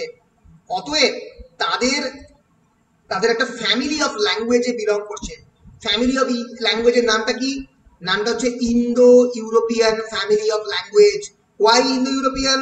কারণ ইন্ডাস সিভিলাইজেশন এবং ইউরোপিয়ান সিভিলাইজেশন, এই দুইয়ের মেলবন্ধনের ফলেই গ্রিক ল্যাঙ্গুয়েজের মধ্যে কিন্তু প্রচুর পরিমাণে ইন্ডাস ল্যাঙ্গুয়েজের প্রভাব রয়েছে। এর ফলে এই পুরো ল্যাঙ্গুয়েজের ট্রিটাকে Indo European family of languages বলা হয়। বুঝতে পেরেছো? এবার এই ব্রাঞ্চের মধ্যে থেকে দেখতে পাবে এইখানে আছে ইংরেজি। তাহলে ইন্দো ইউরোপিয়ান ল্যাঙ্গুয়েজ থেকে ফ্রেঞ্চ বেরোচ্ছে, এখান থেকে ল্যাটিনের আবার দুটো ভাগ, ক্যাটালান এবং অস্কো উম্ব্রিয়ান। অ্যানাটোলিয়ানের আবার অনেক ভাগ, এর মধ্যে জার্মানিক একটা ভাগ বেরিয়ে যাচ্ছে। এই জার্মানিক ভাগ থেকে ওয়েস্ট জার্মানিক ভাগ বেরোচ্ছে। ইস্ট জার্মানিক থেকে গথিক বেরোচ্ছে, এটা অন্য কথা। ওয়েস্ট জার্মানিক থেকে আবার দুটো ভাগ, লো জার্মান, হাই জার্মান। এই লো জার্মানের কয়েকটা লোকজন যারা Ostrogoth, Visigoth, Anglo Saxon, Jute, তারা আবার একটা কমিউনিটি, ওল্ড ডাচ আর হচ্ছে মডার্ন লো জার্মান। এবারে মডার্ন লো জার্মান, ফ্রিজিয়ান এবং এখান থেকে ইংলিশ ওই জন্য এই জার্মানিক, ওয়েস্ট জার্মানিক ডায়ালেক্ট থেকে ডিরাইভ করেছে। And of course it belongs to the Indo European family of the languages. Indo European family ল্যাঙ্গুয়েজের মধ্যে সবাই বিলং করে, French, Italian, Portuguese, Romanian, Spanish, এরা ল্যাটিন থেকে এসছে। আর এইটা এই লো জার্মান ওয়েস্ট জার্মানি ডায়ালেক্ট থেকে ইংরেজি ডিরাইভ করেছে, মনে থাকবে, মনে থাকবে তো?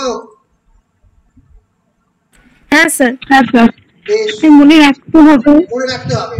এটা আমি বারবার বলছি, একবার আমি বলে দিলাম ভুলে যাবে, ভুলতে বাধ্য। রেকর্ডিং দেখবে, আবার পাওয়ার পয়েন্টটা দিয়ে দিচ্ছি অলরেডি পিডিএফ করে, সমস্ত মেটেরিয়াল দিয়ে দিচ্ছি গুগল ড্রাইভে, সেইগুলোকে অ্যাক্সেস করবে, বারবার দেখবে, নিজেরা পড়বে, আমি পড়বো, আমার সঙ্গে পড়বে, পড়তে পড়তে পড়তে পড়তে আস্তে আস্তে মনে রাখবে। মাথায় রেখো, হিস্ট্রি অফ ইংলিশ ল্যাঙ্গুয়েজ একটা বড় অংশ মেমোরাইজেশন, মেমোরাইজেশন, মেমোরাইজেশন, মনে রাখতে হবে, মনে রাখার খেলা।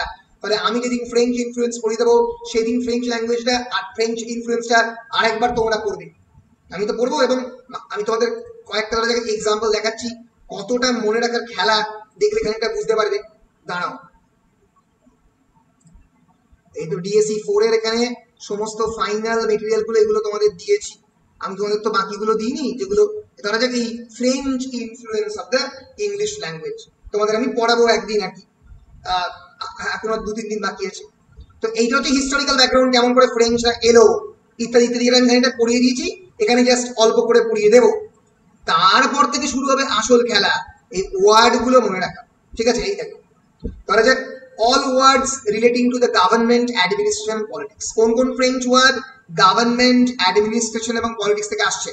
ক্রাউন, তোমরা জানো ক্রাউন মানে ক্রাউন অফ দ্য ইংল্যান্ড, ইংল্যান্ডে রাজার যে মানে রাজতন্ত্রের যে মুকুট, মুকুট শব্দটা এসছে ফ্রেঞ্চ থেকে। স্টেট, রাষ্ট্র, গভর্নমেন্ট আমরা বলি, এটা কোত্থেকে এসছে? French word government. রেন, রাজত্ব, রেলম, রাজত্ব। সভরেন, সার্বভৌমতা, পাওয়ার, ক্ষমতা, এটা পর্যন্ত ফ্রেঞ্চ থেকে এসছে, ইংলিশ ওয়ার্ড নয়। Minister, council, authority, parliament, people, nation, এই শব্দগুলো কেন ফ্রেঞ্চ থেকে আসছে? কারণ French was the language of the ruling class. এর ফলে যত government, administration, politics related term সবকটা ফ্রেঞ্চ ল্যাঙ্গুয়েজ থেকে বড় করছে ইংলিশ ল্যাঙ্গুয়েজে। যত ফিউডালিজমের ল্যাঙ্গুয়েজ, সামন্ততন্ত্রের language, prince, peer, court, courteous, Nobel, honour, glory, হেরাল্ডি, হেরাল্ডি মানে কি? মেসেঞ্জারি করা। আমি তোমার মেসেজ আমাকে দিচ্ছি, আমার মেসেজ তোমাকে দিচ্ছি। এই কনসেপ্ট গুলো কখন থাকবে? যখন দেশে সামন্ত প্রভু আছে, ফ্রেঞ্চরাই সামন্ত প্রভু। বুঝতে পেরেছো? ফলে এই বিরাট শব্দগুলো মনে রাখতে হবে। জাস্টিস, জাজ, জুরি, সুট, প্লেন্টিফ, ডিফেন্ডেন্ট, যেগুলো lawyer, law related term, attorney, session, crime, এইগুলো সব মাথায় রাখতে হবে যে এইটা ফ্রেঞ্চ থেকে এসছে। এইটা যেই মাথার মধ্যে একটু মনে রাখতে শুরু করবে অর্পিতা এবং শতাব্দী এবং অন্যান্যরা, সঙ্গে সঙ্গে পরের দিন আমি পড়াবো স্ক্যান্ডিনেভিয়ান ইনফ্লুয়েন্স, এবং সেখানে শব্দগুলো সম্পূর্ণ পাল্টে যাবে। মাথায় রাখতে হবে যে এই যে ল, বাই ল, থ্রল, ক্রেভ, ল শব্দটা কিন্তু স্ক্যান্ডিনেভিয়ান, ফ্রেঞ্চ নয়।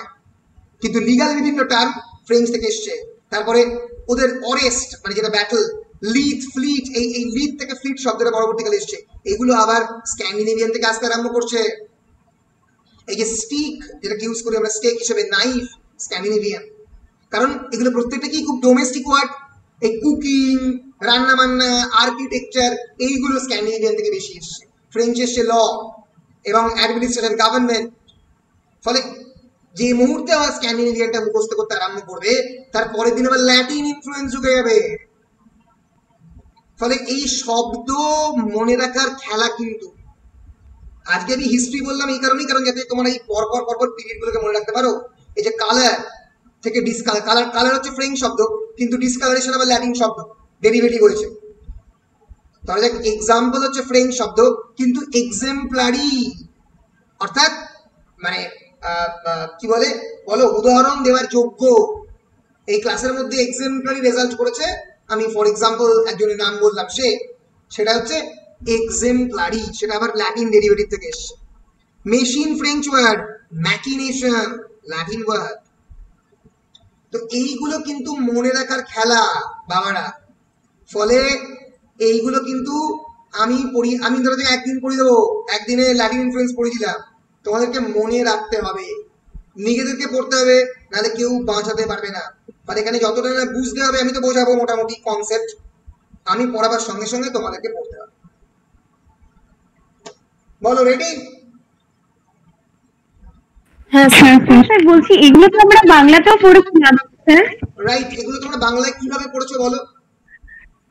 স্যার বলছিলাম যেমন রিক্সা শব্দটা কোত্থেকে বাংলায় এসেছে, এগুলো আমরা পড়েছিলাম। তৎসম, তদ্ভব, তারপর দেশি বিদেশি, এই শব্দগুলো তো পড়েছিলাম, যে একদম মানে ঠিক বলেছো। বাইরের কোন কোন শব্দ আমাদের বাংলা শব্দতে এসেছে।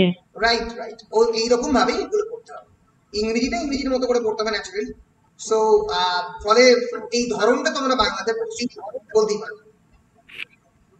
হ্যাঁ, যেমন অনেক ফরাসি শব্দ পড়েছিলাম, ফরাসি শব্দে কোন শব্দগুলো বাংলাতে ব্যবহার করা হয় ওইগুলো মুখস্থই করতে হতো। মুখস্থই করতে হয়েছিল অনেকটা, এবারে অনেকটা মুখস্থই করতে হবে। তাহলে আশা করছি আজকের ক্লাসে ইন্ট্রোডাকশনের একটা অংশ আমি পড়ালাম। কালকের ক্লাসে, কালকে তো রোববার, কালকে বাদ দিচ্ছি ছাড়ো, সোমবারের ক্লাসে আমি ইন্ট্রোডাকশনের বাকি অংশটা পড়িয়ে আমরা শুরু করবো ল্যাটিন ইনফ্লুয়েন্স দিয়ে। মোটামুটি আমাকে বলবে কোনো অংশ যদি বুঝতে না পারো, বলবে স্যার বুঝতে পারছি না। আশা করছি যেটা হবে না, কারণ আমি ভেঙে ভেঙেই পড়াচ্ছি এগুলো। বলো, মোটামুটি বুঝতে কোনো অসুবিধা হয়নি তো? না স্যার, অসুবিধা হয়নি। ধন্যবাদ, অসংখ্য ধন্যবাদ। আমি রেকর্ডিং অফ করছি সেক্ষেত্রে।